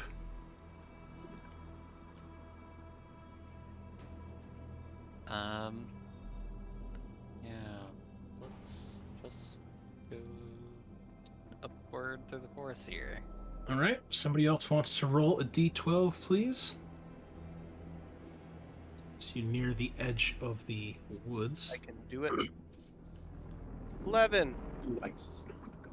Okay. You get to a small clearing. You're still in the woods, but you can see that the trees are beginning to get thinner and thinner as you're reaching the edge of this forest. You're about halfway to the cyclone. There's this large structure off to the west, which looks like some sort of temple. And you can see ahead of you, now more clearly, are the ruins of what was clearly once an old city, stretching basically from the edge of the forest to where the cyclone is. However, as you're making your way through this part of the woods, you come across a clearing. In the clearing, you see that there are 2 bodies on the ground. Just humans. They look perhaps like they look old, as if perhaps they've been frozen out here for a while. Standing there with their back to you, there is a larger form that appears to be kneeling about maybe 10 feet from these corpses. The figure has a long black robe. You can't really see its feet or much of its body. You do see that its hands are stretched out in front of it. At the wrist, basically at the end of each sleeve of the robe, there's an intricate yellow design woven into the fabric. And at the top of the robe, where the shoulders are, is a piece of like an armor, like a neck guard that guards the neck and the shoulders of the wearer. It's kind of this similar old rusty color, very similar actually to what the medallions look like. And even though you cannot see the face of this person, you can tell that there is something different here, as the head is bowed down at the moment. You can see long black hair, very stringy, kind of waving in the wind, and you can hear this thing muttering some sort of chant or incantation. As they do, you can all feel kind of a weird sensation in the air, and you see that the 2 corpses begin to move, cracking through the ice that's formed on them, and slowly, with jerking, uncontrolled movements, begin to pull themselves up from the ground. As they do, they eventually kind of turn and are facing this figure, and they're just kind of standing there, kind of swaying, as if their footing is unsure. When the individual in front of you stands up, and they put their head up, no longer bowed down, you see that emerging from the sides of the head are 2 massive curling sets of horns. And the creature turns to face you, and you see its hands. While they look like hands, they are clearly not your typical human hands. They seem to end in strange talons or sharp claws. The skin of the creature looks somewhat human, but also a bit emaciated and decrepit. And the creature's face, while it does resemble that of a human, it does have a bit of a longer neck than you would expect. And it's got a circlet on its head, a very thin piece of metal that is kind of rusted, like the shoulder guard, and it's got what would normally be like a gem at the front, but instead it's like like an icon of some sort attached to the circlet. And now you see on the chest of this thing is a large circular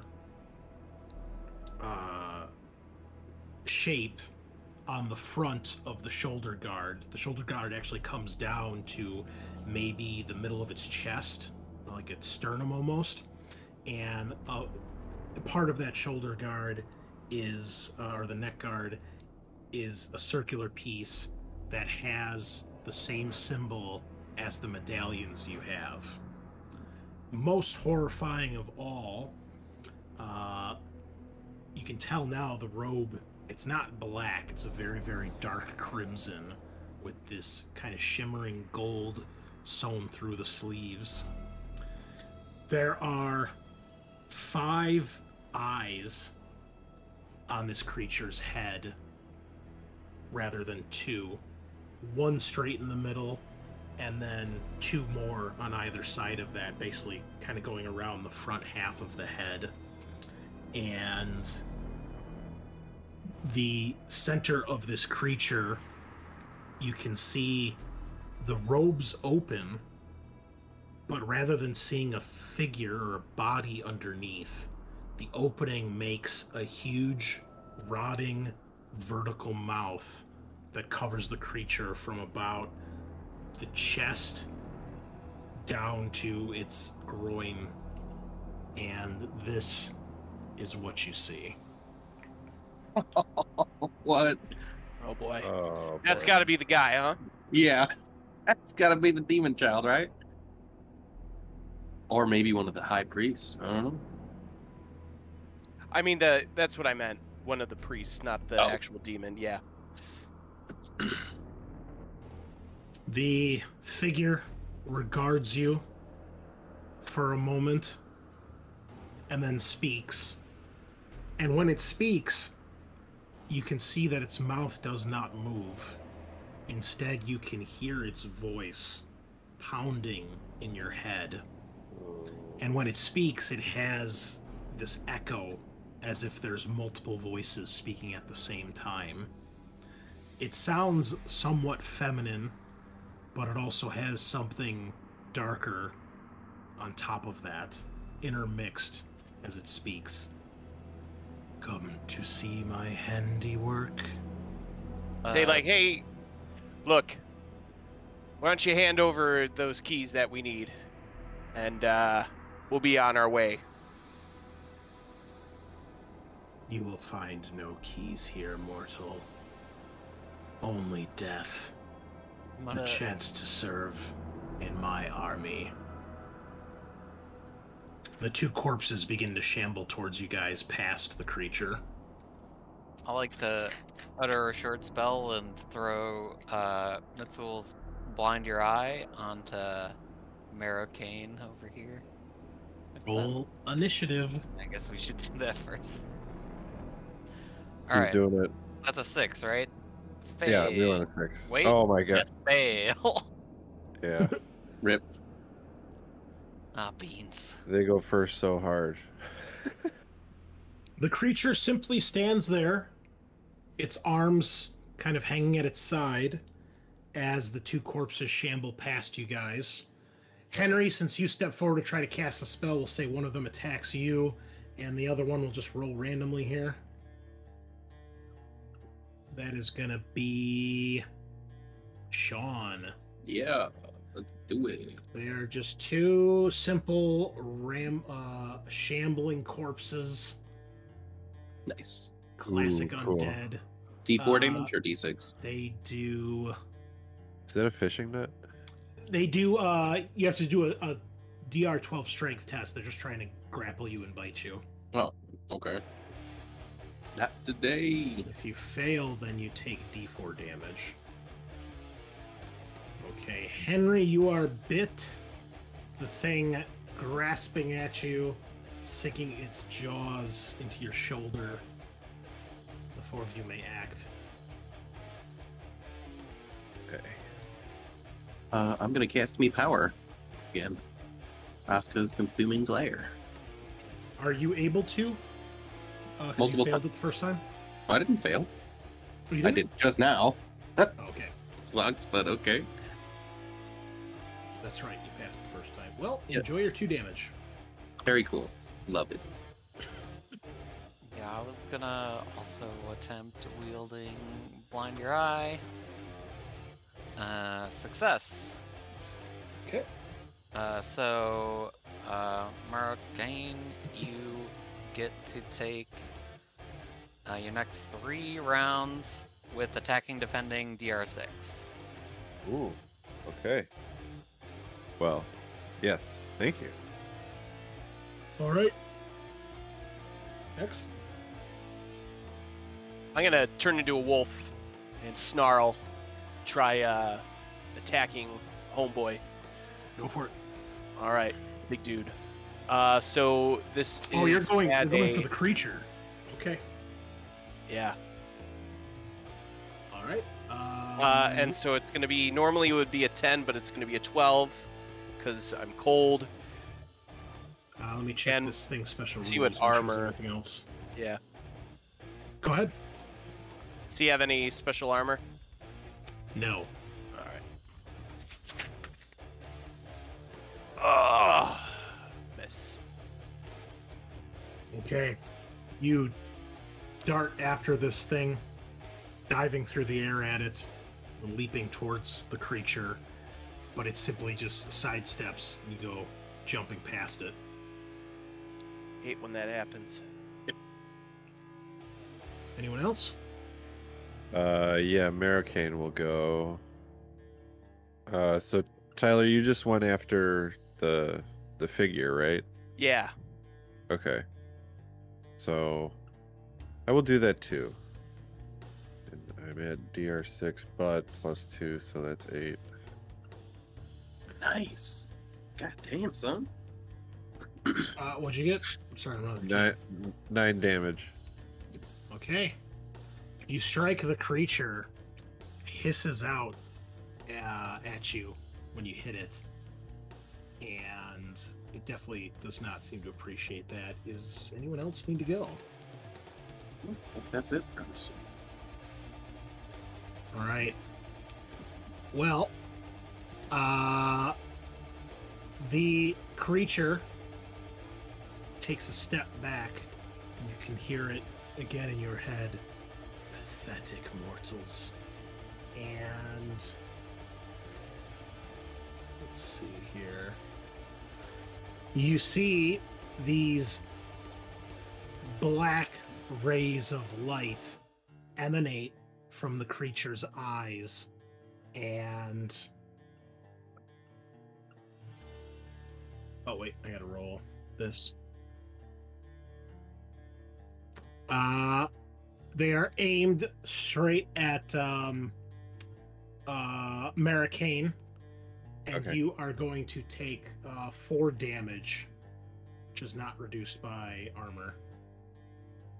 That's a death. Ooh, What? You can hit him? Marcus is invisible or whatever. not to the death rays. I'm sorry, the dark rays. Yeah. So you just see yeah, I just appear in half. Oh. Well, a charred corpse that was once Maricane crashes into the snow. You guys are up. Not again. There's a very sharp Swyhander there, by the way. Just so you know. I'll try attacking again. I mean, yeah, I'll pick up the very sharp Swyhander because it seems like shields aren't going to do a whole lot of use against this guy.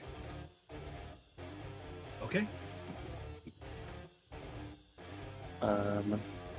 Yeah. Is that in the Chosen One's wagon, Kyle? It is.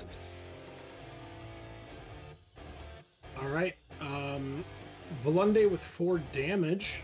You bite into this thing, tearing through the robes, It feels like there's something solid underneath, but you're not sure. But you definitely have torn into it. Good. 7 damage on the guy who's shooting death beams. Okay, so Rilk, you run forward, you grab the Zweihander, which has fallen point down in the snow next to the charred corpse of Marikane. You charge forward. As you're running, you grab the sword out of the snow, and in one deft, expertly placed swoop of the blade, you strike it across the chest. It stumbles back, reeling and hissing, and you see the ground behind it opens up, and you can see a large, rotting mouth. And the creature stumbles back into it, shrieking, and the mouth closes up as if it's devouring the creature, and then it just dissipates back into the snow and ground as if it was never there. What the heck? Okay. Heck? Wow. I don't know what the fuck's going on. And it is the two corpses fall to the ground. Did it leave anything? Like, can we see any? There is stains of blood in the snow and the footprints where it was walking. And that's But- it. That is it. Damn it! No keys, nothing. The This footprints amulet. appear clawed, as if an unnatural creature rather than a human. Right. Son of a gun. That was a good hit. May have been our quarry. Shame we couldn't end it here. Let us go home. Yeah. Or Marikane. Out of caution, Henry's gonna go ahead and decapitate the corpses.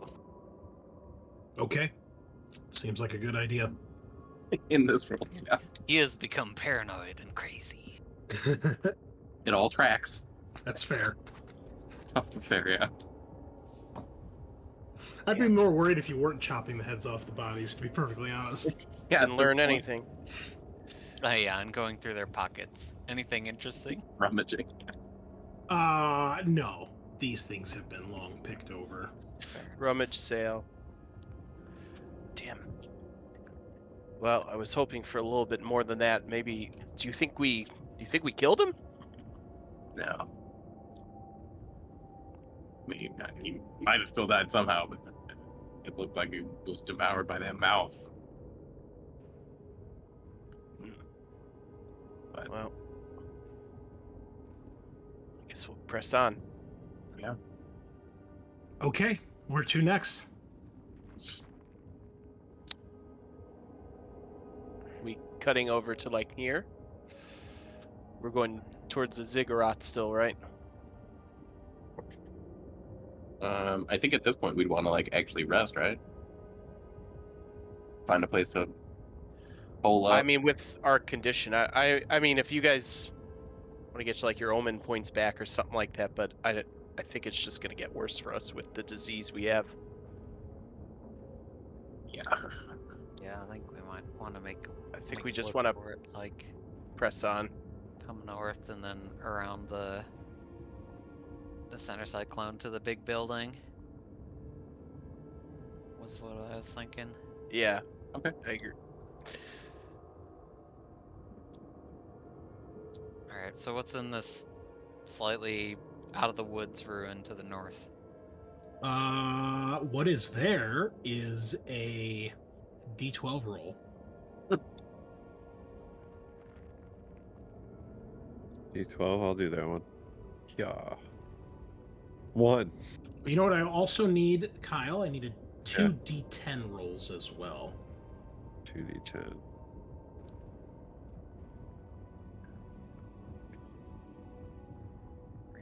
Bringing Urgosh back here. Yeah. 1 and a 10. Okay. So, what you come across, Henry and company, are the ruins of what looks like was once an unholy chapel. It's long since fallen to pieces. Part of the roof is missing, perhaps caved in on itself. You can see at one point profane sigils that decorate some of the windows and what's left of the front door. Searching these ruins, ooh, you come across a major treasure. Roll me another d6, Kyle. Okie dokie. A 1. Yay.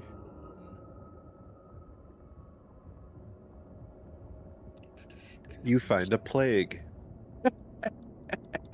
Your new character is now cursed. This tracks. So what you find in the rubble, on the what was once the altar of this chapel, you find a demonic figurine with eyes that seem to follow you. It is worth 30 plus 2d10 silver.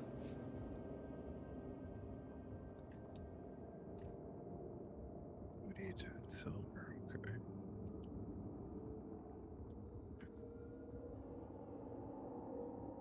Ooh. All right. So 44 silver.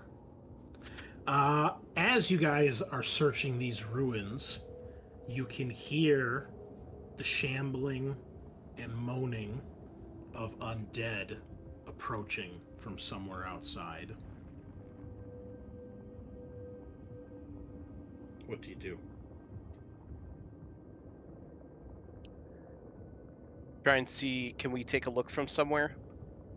Oh yeah, it's not hard. When you look out like one of the windows or the door, you can see there are about maybe half a dozen or so shapes that are shambling in your direction towards the chapel. You guys want to hold him out here, or you want to try and outrun him? I'm in heavy armor. I can't really run, but I mean, if we want to, we can try. I mean, Well- you guys definitely move faster than them. Okay. It's just that, how long are they going to follow you? Mm. But they're more undead. They're like the ones you fought in the tunnels and that you just fought now. They're not fast. As a matter of fact, I think the rule specifically states slow can always be outrun unless you are grappled. Oh, okay. So, Yeah. Let's run. I mean, yeah, you guys run. They're shambling. These are not 28 Days Later zombies. Well, that's great. Yeah. These are That's good. these are seasons like 5 through 10 Walking Dead zombies. Yeah, maybe just bust out. Yeah, you leave them in the distance. Where do you go next? Another set of ruins. Yeah, pretty much. What do you think? Okay. North? Sure. Go in there. Sounds like a yeah. All Yes. right. Kyle, roll me 2d10 and a d12, please. All right, 2d10. Ooh, 3 and a 3. Okay. And then d12. A 1. Okay. In the next area, you come across the remnants of what was once a plaza, an outdoor open plaza, low benches, maybe like a small wall. What was probably once a nice cobbled road or main thoroughfare of the city. In the middle of this, you find what was once probably a very nicely carved fountain. Most of it is crumbling. The statue that's in the center has long since been worn down by the elements. You can tell it was some sort of humanoid shape, but specifics as to what it was wearing or doing or maybe holding or where the water emanated from, impossible to tell. Whatever water is in here, it's long since frozen, causing much of the fountain to crack. With scattered throughout the area are several frozen corpses. As a matter of fact, well, by several, there are 2. 2 frozen corpses here as well. It's like they died a rather painful death, judging by the looks on their faces. Otherwise, it is eerily quiet, and a cold breeze sweeps through. Not the Arctic blast that hit you guys earlier, but very foreboding wind. More of this blasted cold. Yeah, The sooner we get on with this, the better. I think I'm staying in wolf form. I don't know if that's keeping me warmer, but Well, considering you're Hey, that skinned, you're a skinned wolf. Probably not, but that's fine. forgot about that. I don't have fur. Oh, this really sucks. Yeah. I turn back to a human. Right? Yeah, not a great idea. Oh, this is better. You forget what having skin is like sometimes, guys? No, can't say I do. That's a crazy thing to say. What do you do next? Yeah, good question. Where do we want to go next? Keep making our But way. we gotta cut over at some point. I mean, the entrance to the Ziggurat is presumably here, right? Right. I mean, we could go. So yeah, actually, here I can show you guys on the map here. This I can show you now because you've seen everything. So, all right, you see the master map? Yeah. Okay. So, yeah, the top hex is the Ziggurat. The one below it is, you can tell it's a necropolis. And as you get closer, you can tell that the cyclone is basically surrounding both of these. I guess technically there's a mist surrounding them. The amulets let you see through the mist. The cyclone itself is coming through or off the top of the Ziggurat. As you're closer, it looks like it's coming out of the roof of the Ziggurat. But yes, you have to go through the necropolis in this hex in order to move north to get to the necropolis, or to get to the Ziggurat.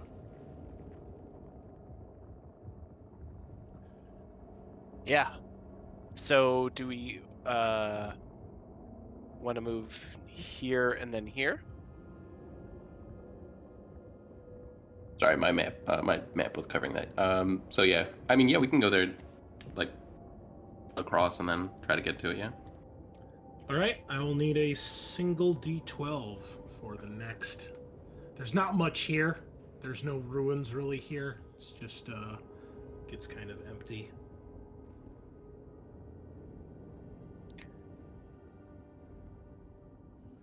Want me to roll it? Yeah. Here it comes. Oh, big 6. There are more undead in this area who notice you approach and begin to shamble in your direction. We're leading a horde by the time we get past there. Yeah. Are we able to shamble around them? Yeah, there's not a lot of cover here, so you see them rather quickly before you're in danger of getting near them, but they definitely notice you and begin shambling towards you with outstretched arms. Alright. I think we should run, guys. Yeah. Yeah. Let's go. Okay, into the necropolis we go. Mm-hmm. So More bodies there. the necropolis, there's this kind of square-shaped island in a square-shaped pond, and it looks like there's dozens, if not hundreds, of mausoleums, tombs, graves, headstones. You have to traverse through this, sometimes over what looks like frozen water ice, sometimes hopping between the tops of the mausoleums, as it looks like the water has overflown and flooded some of this area as well. There's also what you see is surrounding the necropolis is this black what looks like bottomless pit. You cannot see the bottom when you look over the edge. And you're able to cross, and there's plenty of places where there's a walkway, or you can jump between areas to get to the main necropolis, start making your way through. But you can tell that there's a large wall that surrounds the Ziggurat, and you can tell the only opening, as far as you can tell, you don't see any on the side. There might be one in back, but you doubt it. You can see the main opening in front of the Ziggurat. You have to go through the necropolis to get to where the gate, meets the wall of the necropolis. So you start making your way through there, and you see, as you're making your way through here, undead slowly shambling and trying to follow you in the distance. There is a large tent set up next to the side where part of the bottomless pit wraps around. The tent, instantly, you notice and recognize, similar to the one that the rot priests had back at their other camp. You see there are two of the rot priests that are sitting, legs crossed, with their hands to their sides as if they are meditating or chanting. Do they look like that creature we saw down here? No. No? They look Okay. similar to the other rot priests you fought earlier. Gotcha. I say we ambush him. Yeah, let's just fucking go hard right now, yeah. Hey, give me agility tests, please. And also give me presence tests. Presence. A 12 for presence. Not too good on my presence test. Agility 13. I got a That- 4 and a 20. Yeah, is that 14 for agility, 12 for presence? Okay, I'm sorry, Tyler, what were your scores? I got a 4 for my presence and a. So everybody passed their agility test? Sounds like. It's No. only agility 10, I meant to say. Oh, well, I'm not there yet, right? No. No, Urgish isn't traveling with us? Oh, it's You Mundo. have no other guards. Those were the last two that they're playing. Yeah. Oh wait, Well, no, yeah, hold on. There's- Belende was Eric's character, right? Yeah, that's right. You're Okay. Gritter. You're Gritter now. I'm sorry. Okay. Hold on. Time out. Go back. Wait, what? There is one guard left that Tyler was going to play, which was Gritter, but Oh, he was taking control of Eric's character because Eric's character didn't die last week. Eric's just not here. So okay. you are now Gritter. I'm There you go. Gritter. Howdy, y'all. Wow, look at that icon. That is the dumbest icon ever. That's some gambling. Yeah. I like Okay. playing cards. Okay, so you guys are here in the necropolis. Then disregard the presence test. That was for, I was going to introduce a new character for Kyle to be a prisoner, but Oh. you don't need that because he's a guard instead. So well done. It all worked out. Everybody, did they pass the agility test then? Including Gritter? Did you make a test yet? I think Critter's the only one Oh, that has to make So I stuff, need right? agility. Okay. I see 2 agility tests. I think already. Tyler's just getting disconnected, he said in the Sweet. text. 16 for Gritter. Okay. Okay. Fucking snuck up on us too, huh? Yep. Okay. Everybody passed. Well done. You are able to sneak up on the guards. Or the rot priests. They do not notice you. So you manage to get behind the tent within striking distance if you so choose. You can feel a strange presence in the air as they are chanting.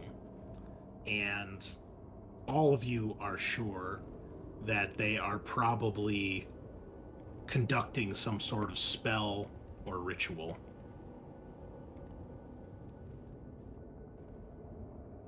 What would you like to do?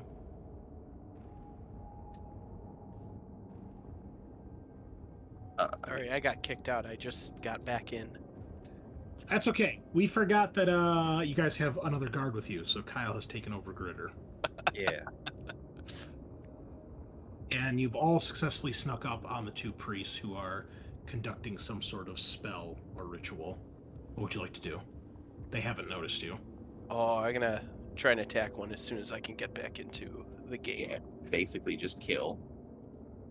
Main burn kill? Yeah. Mhm. As Korn would want it to be. It seems like this is his kind of world. Oh yeah. Okay, well you may each make your attacks as they don't notice that you guys are here. So they are only going to be DR 8 to hit. Okay.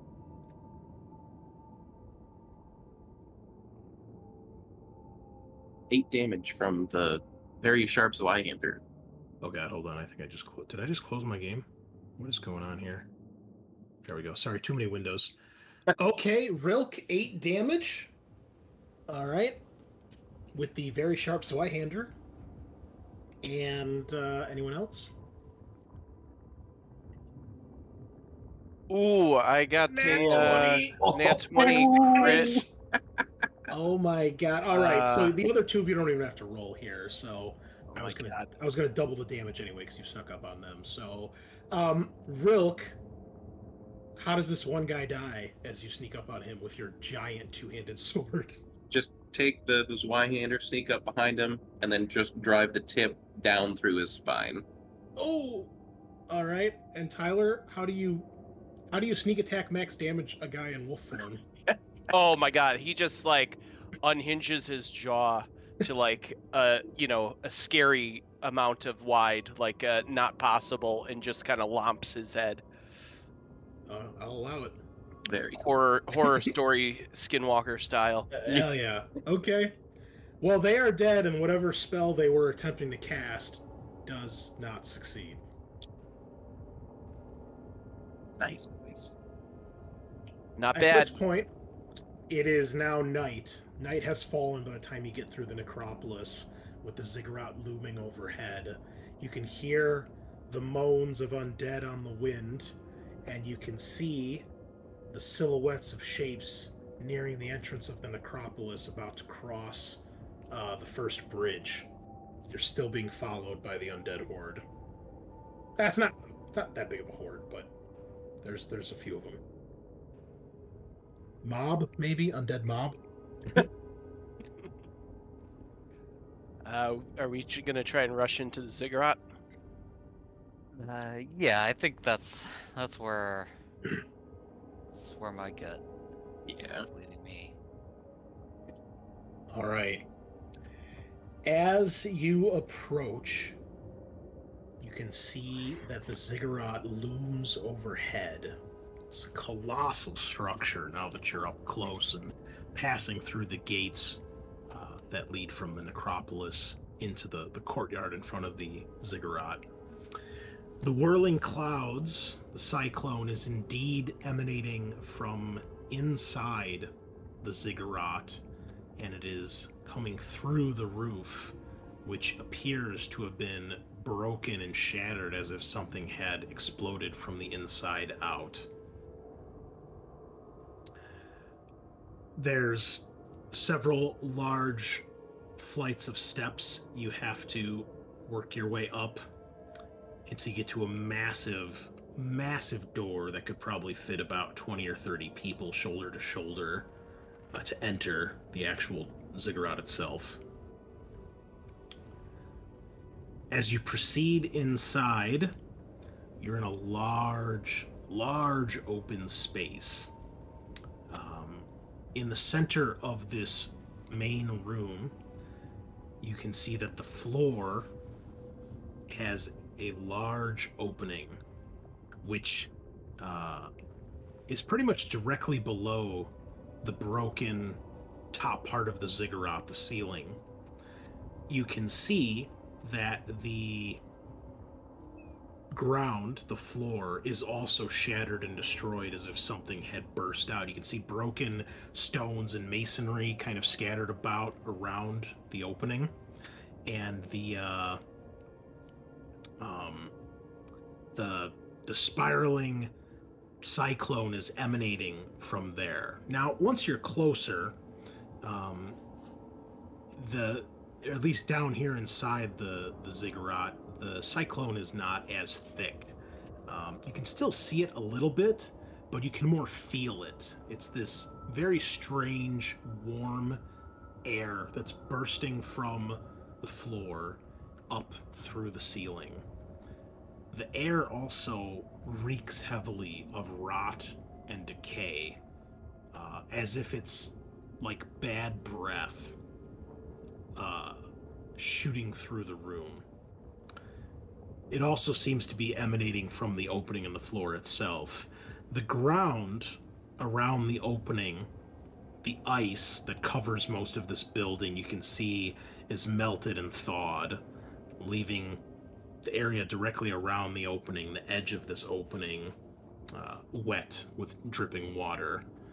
The rest of the room, though, is mostly frozen or, a small layer of frost on it.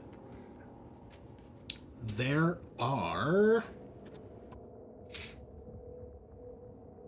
2 rot priests in here that are clearly acting as guards. Alongside them are these large creatures that are big, hulking beasts that are about twice the size of a man. Their skin and flesh actually looks kind of similar to Volunde in that they appear to be like skinned. You can see muscle and sinew where there probably should be flesh or maybe even fur. They have weird tendrils, spikes, horns, and other strange appendages bursting through the flesh. And they, instead of a head, it's like there is no head, and where the base of the neck is just a big, open, toothy maw. And within that, it looks like there's several smaller maws that get smaller and smaller. And this is what they kind of look like. Jeez. Oh boy. Oh, wow. Wow. That's absolutely wild. Yeah. And I just want to check here. You can feel a presence in this room emanating from within the cyclone, within the hole in the floor. And when you're in here, all of you now can hear this thudding noise. And as it drones out the rest of the sound in this room, it sounds like a heartbeat. And it sounds like it's coming from the opening in the floor. Please roll initiative. Ooh, I'll do it. I'm a gambler. Okay. Oh, yeah. Well, R.I.P. guys. yeah, Bye. not the greatest, but you know what? We'll survive somehow. Good thing I didn't bet on that. Yeah. Rising from the hole in the floor, you can see the horned figure of the demon spawn emerging once more. The wounds that you inflicted upon it appear to have been completely healed. There's no sign of the fight from recently. And they attack. There are 2 rot priests. The dread demon spawn, a coon, and 2 of the horned beasts. Oh, boy. Yeah. Bean. All right. Jesus Christ, yeah. Okay, so 2 of you will be attacked by rot priests, 2 of you by horned beasts. So these 2 will be the rot priests. Oops, that's. Yep.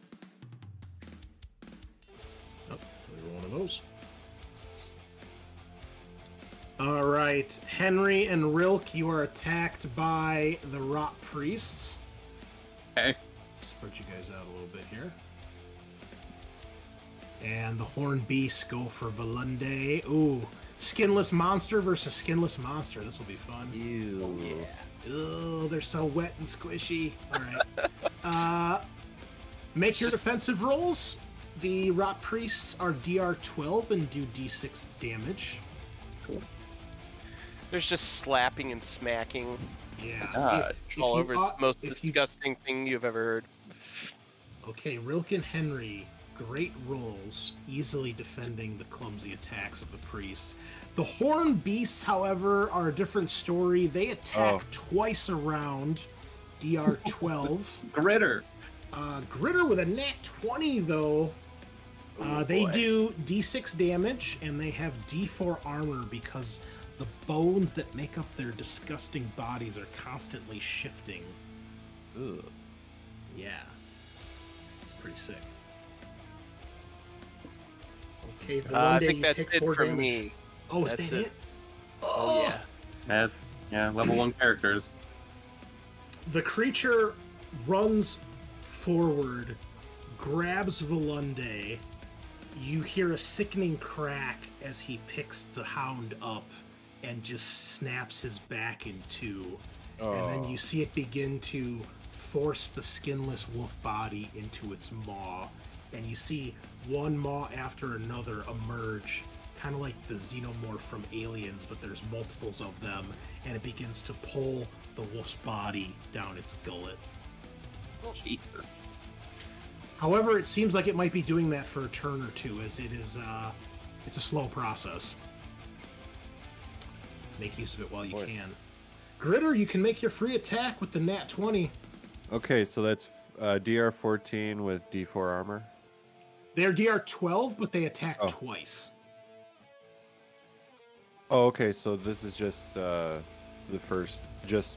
first go about, and then I have to defend again. Yes.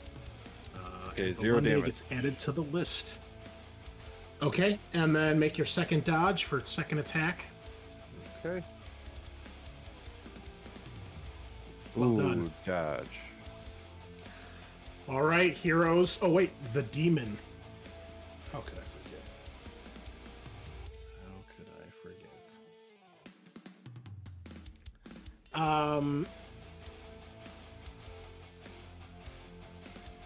Let's see. She is going to release her death scream. I need everyone to make a DR 12 presence test. If you fail, you are drawn to within arm's length of the demon.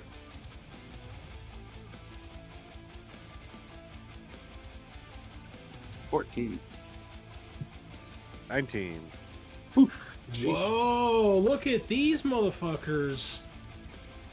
We're like, All shut right. up. Her call does not reach out to you. You're able to resist, and you may go. So we're gonna stab this priest. What's the? Do they have armor? No. Nice. He's taking a. Big money, big prizes. 11 damage. 11 damage in one fell swoop. You cut down the first priest as if it's nothing. Very exciting. All right, Rilk, good hit. 5 damage. Priest is fairly injured after that. Gritter, what are you gonna do? So these things are skinless, right? Oh, hell yeah. Gritter has a bottle of exquisite perfume. He's gonna smash it on it in the hopes that it really hurts its bare, raw, like muscle. Okay. Give me a agility test to hit it with the ranged attack. It's pretty big, so we'll count it as DR10. Okay. That's a 21. All right. I'm going to have it make a toughness test to see if it stops it. It does hurt it as far as causing pain. So roll a d20 here. If it passes, it can still act. If it fails, I'll have it stunned for a round, basically. Okay, Let's go with so- DR12. Oh, it also rolls a Ooh. 19. It Shit. hisses and screeches through the pain, but is otherwise unaffected. Okay. Well, Worth a try. On their turn, the first horned beast continues to devour Volunde's corpse. jeez. The one priest is attacking you, Rilk, Okay. and the horned beast is attacking Gritter. Yes. I take 1 damage. Okay. Okay. And Sean, I'll need then a DR12 strength test as he tries to grapple you with his rotting touch. Ooh. We're going to drop the DR with an omen, Okay. so that's a dodge then. Yep. So that's the first attack, and then it's one more, right? Yes. Okay. Rilk, you are grappled. Oh boy. You failed test, but you only take 1 damage. Oh. How much HP do you have? Just 2, babe. Jeez, why do you guys all were rolling 2s? Oh my we're- god. We're kindling, brother. Yeah, Okay, that's so fair. he holds back the horned beast. However, the demon also gets to make a turn. It is going to obviously go for the chosen one. She basically just hovers across the floor towards you, Henry, Uh-oh. and she attacks twice. They do D6 damage. She's using her big claws. DR12.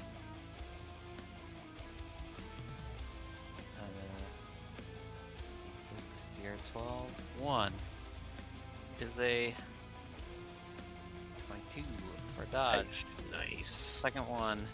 Another 22. Look at Ooh, that. easy. All right. Henry moving like water. She is unable to strike as she's hissing and clawing, but simply clawing through the air where you once stood. I believe that means it is your guy's turn.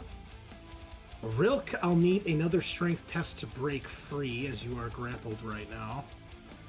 Okay. 19. Okay.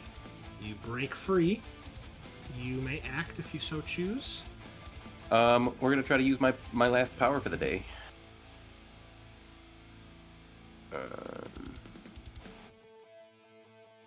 Yeah, okay. I'm going for a 9 or a no, 1. Natural 1. Arcane catastrophe. You postulate with a magical STD. Those intimate with you will die of plague within D4 days, then rise as woeful weeping zombies who track you down in your dreams before finding you in reality. Holy fuck. Cool. Well, that sucks. And you took 2 damage. Yeah. All right. Well, that's my turn. Okay. Should've Critter? just gone with the melee attack. Wow. That's Yeah. something. Sure Well, shucks. Gritter ain't got nothing but his staff, so he gonna be swinging. You don't have any Gambit style explosive cards you can whip at people or No, I wish, yeah. Oh, that guy's got nothing but moxie. Oh, Oh my no, a God. nat 1. another one. Oh, yep. What is your weapon? A sword? A staff? Well, you bring the staff down upon the horned beast, skinless mouth, and Yep. it snaps in 2. Well, damn. I'm gonna attack the big demon and hopefully not roll a 1. Now's the max time to do damage. max damage. Yeah. Do that death Man. spell. If we ever needed the death spell. Ugh. Oh, that's Uh, Plus 3, 6. Nothing. Yeah. That's a whiff. okay. Creatures' turns. The one-horned beast will finish devouring Volunde this turn. It'll be able to act next round. The rest of you make your defensive rolls. Henry, the creature, is going to continue to attack you with her claws. So 2 attacks, damage 6 or d6.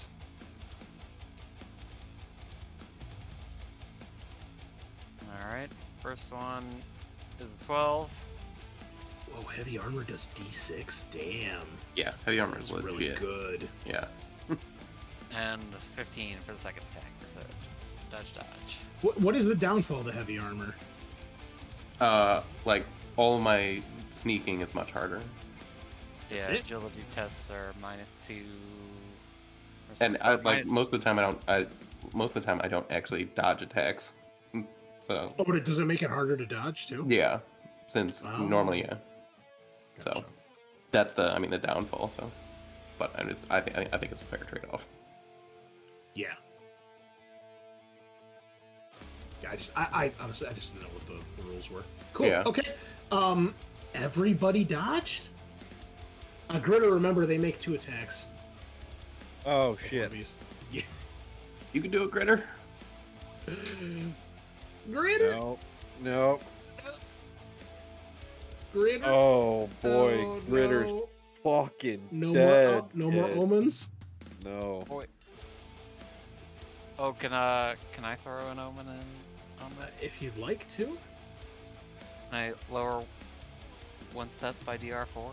Sure. Let's dodge. Saved by the presence of the chosen one. It's not You the first chosen time. one. You live for another turn. Make it count. I believe you guys are up. It could Can be I- a lot more longer than that. Can I break away from the guy who's not grappling me and go attack someone else? Yeah. Cool. I'm gonna go help Henry, and we're just gonna try to kill this bitch. Okay.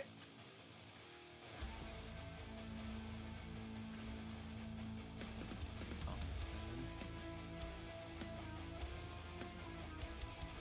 9 damage. Whoa, 9 damage. You hit her right in the chest, screeching in pain. She does not like that. Good. I'll throw one in as well. Oh, 20. there it is. Henry with a critical hit, 14 damage. You drive your blade right into the mouth that makes up this thing's chest. The Chaos Blade bursts through its back. She screeches in pain and basically just disintegrates in front of you. You see the ashes pulled into the vortex down into that hole. And you hear the continuing pumping and pounding of the heart as that happens. Gritter. Well, Gritter doesn't have a staff anymore, but he's got a bear trap.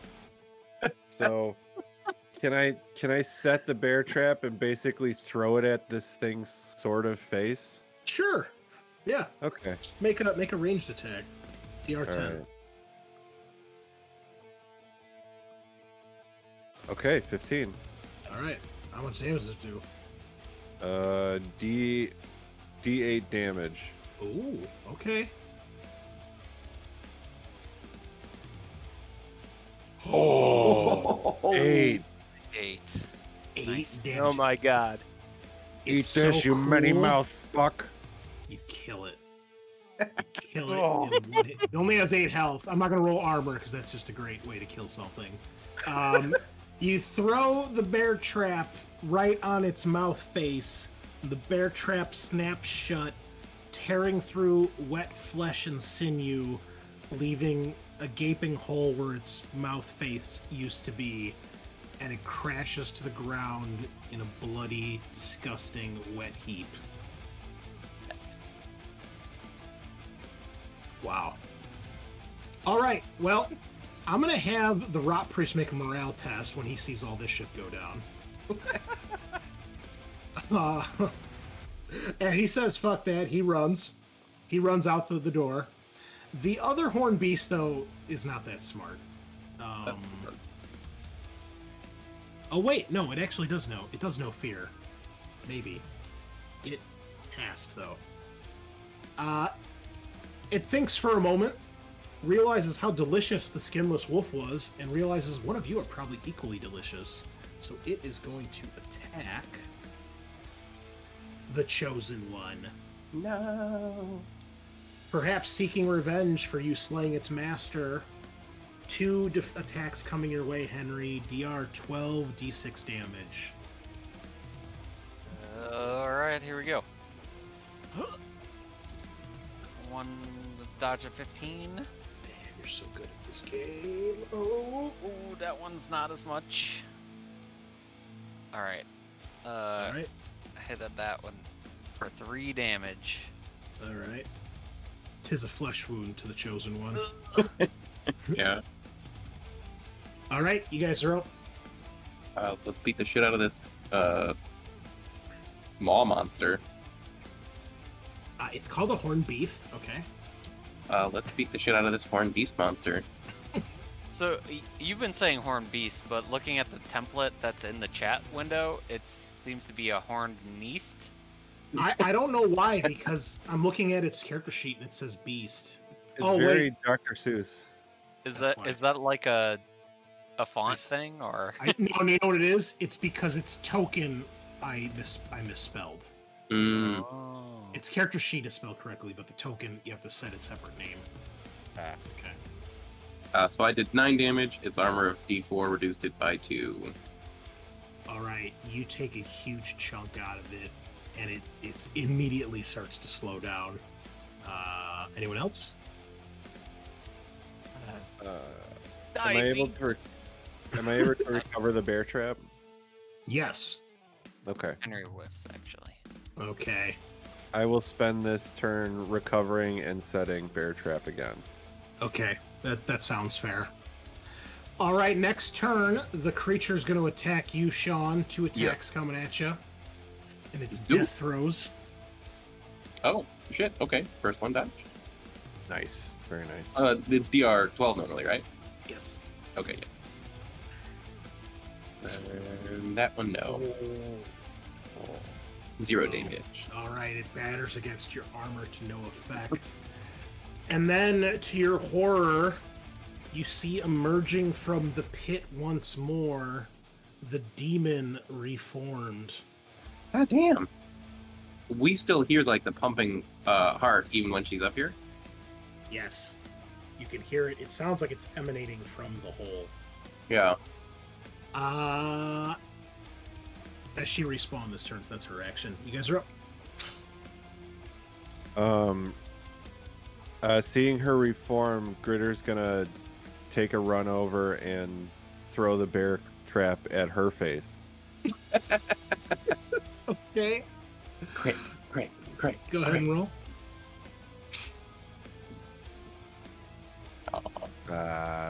The bear Lost trap forever. goes flying through the air.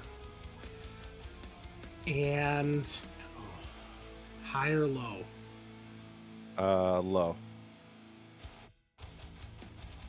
Wow. It goes over her shoulder, gets caught in the vortex, and just shot up through the roof, never to be seen again. I will give you my battle axe if you need a weapon, bro.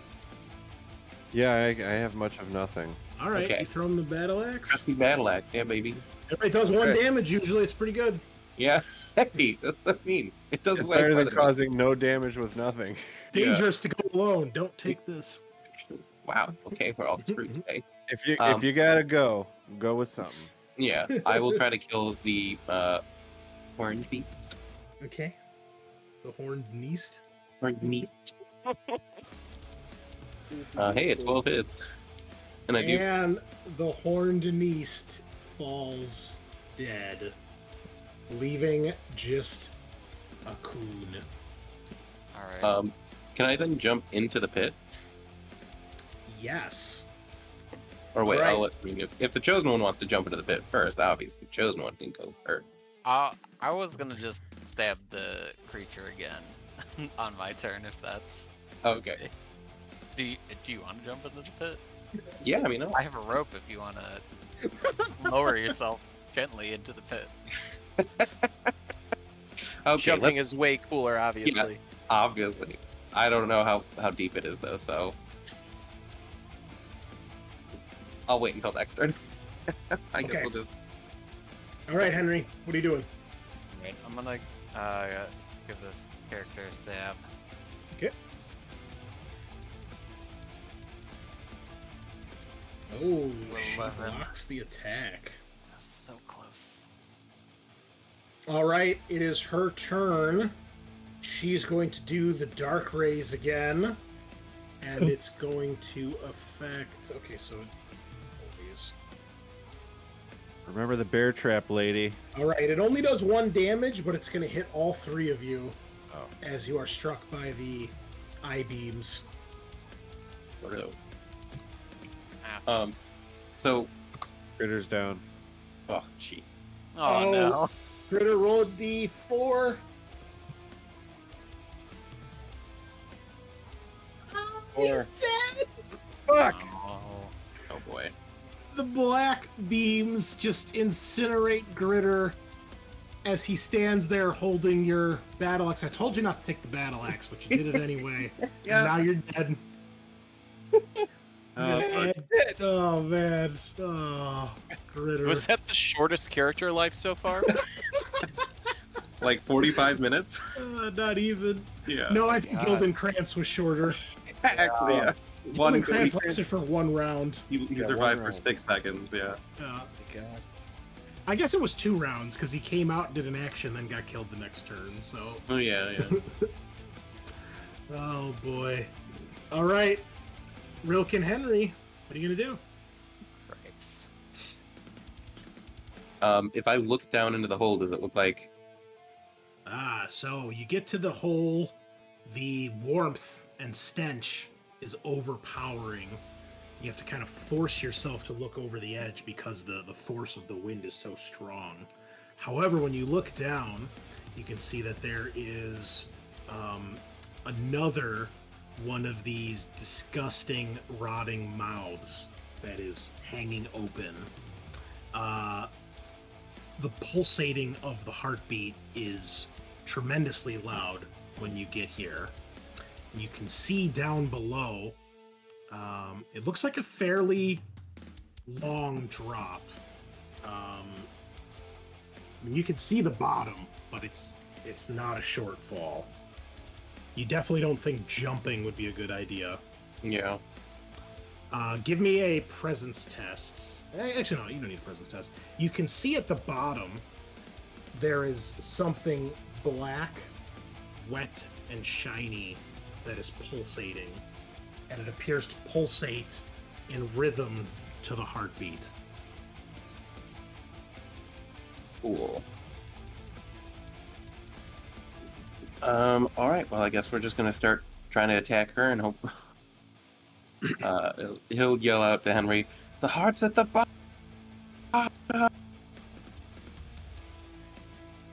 Nope. Oh, whiff. He'll do. What's it going to be, Henry? I want to prevent myself from getting lasered again if possible. Heal with the medicine box? Didn't work before. Well, does the medicine box only No. not heal us for wounds caused by rot guys, or from that wounded point on we can't heal? You don't know. Okay.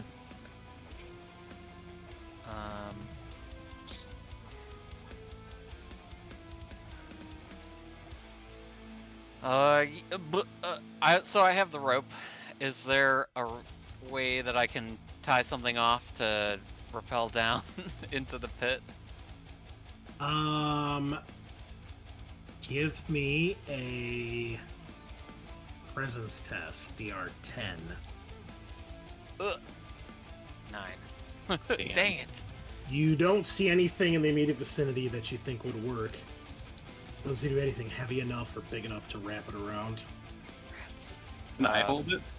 You could, yeah, that's the only thing you could think of, but she's there attacking as this is going on, but that's the only thing you could think of in the moment. Yeah, I'm gonna stab the monster here. The demon lady.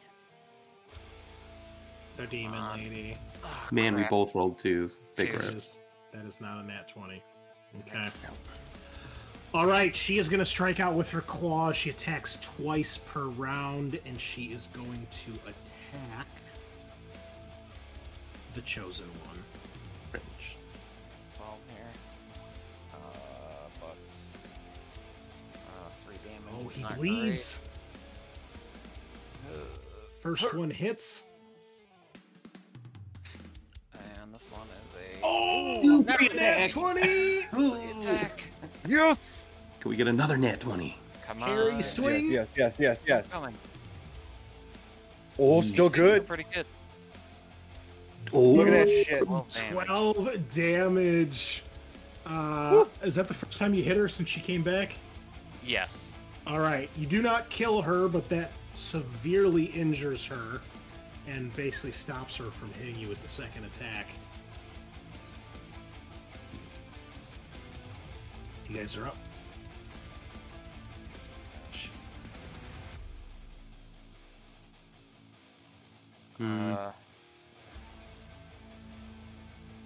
I'm gonna try to administer a medicine healing to the chosen one. Okay. So let's see. I have 4 left, so this will be down to 3 after this. Did it roll? No? Okay. Can we do that again? Okay. Alright, so he gets, what is it? 5 HP back. All right, it will heal wounds that were not caused by the rock priests. Gucci. At least I think it does. Let me double check that. Oh no. Uh-oh. Oh no, I'm sorry. It's your healing's completely shut off by the rot priests. Oh, nice. Jeez. Okay. Okay. Yeah. I assume that was like my action for the turn, so Yes, it Yeah. is. I'm gonna attempt to stab this character again. It's pretty good. 19. Ooh, 14 damage this time. And all right, you strike her down again. Once more, she screams in a puff of black smoke. The ashes getting pulled back into the pit towards the beating heart. can We we only have a few moments before she comes back. Okay, when I set up a belay team and Henry goes down to try to strike at the black heart. Okay. I will need a strength test from Rilk to keep you from slipping. And I will need either strength or agility, whichever you prefer, Henry, to climb down. Okay, 12. That's what we. All right, that's good. Sheesh. Okay. Henry, you successfully belay down. As you reach the bottom, the entire floor is this gooey, muscular structure. You're literally standing on top of this giant black beating heart. As you raise your blade, she begins to reform in front of you, this time with almost a panicked look on her face as she reaches out to strike you. You bring the Chaos Blade down, striking the heart, and with a horrifying scream and an echoing explosion, the heart ruptures, covering you in black blood and discharge. From where you're standing, Rilk, You're knocked back as the whole building shakes.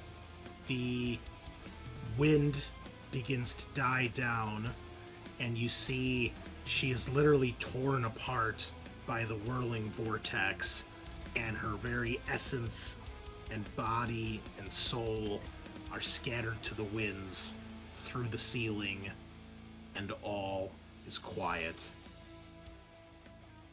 You have slain the demon child, Akun. Sheesh. Well done. Dude, nice. We go, boys. Henry and the fucking Chaos Blade. It does such good work. All day, every day. Fucking Rilk out here tanking is our anchor out here. A Vidun's spirit is cheering for you guys as he's screaming across the void. Jeez. So, as you get yourself pulled back to the surface, the silence is broken as there is a loud clank of thunder that echoes through the roof. And you look above, and you can see dark clouds begin to blot out the moonlight. And you feel as though you may have destroyed this creature, but that the end is nigh. You realize with a sinking feeling in your gut, as you guys step outside, you can see the familiar sight of another black salt storm beginning to form. And this time, while it is slowly accumulating, you can see that it is not just something that is contained to Cravenford or a short shower that's going to come through, but you see endless black clouds rolling over the horizon, covering every speck of sky that you can possibly see from down here. That is where we'll end tonight's session. Join us next week, listeners, for the finale of the Blighted Bulwark, as Henry and Rilk return to Cravenford to see what they can do as the impending doom of this world approaches. The final misery is triggered when you slay this creature. You prevent her from dooming the world, but unfortunately, in doing so, you draw the apocalypse one step closer. And as we have already had 6 miseries, the 7th and final one is now triggered. We will see you all next time. Same place. Nighty night.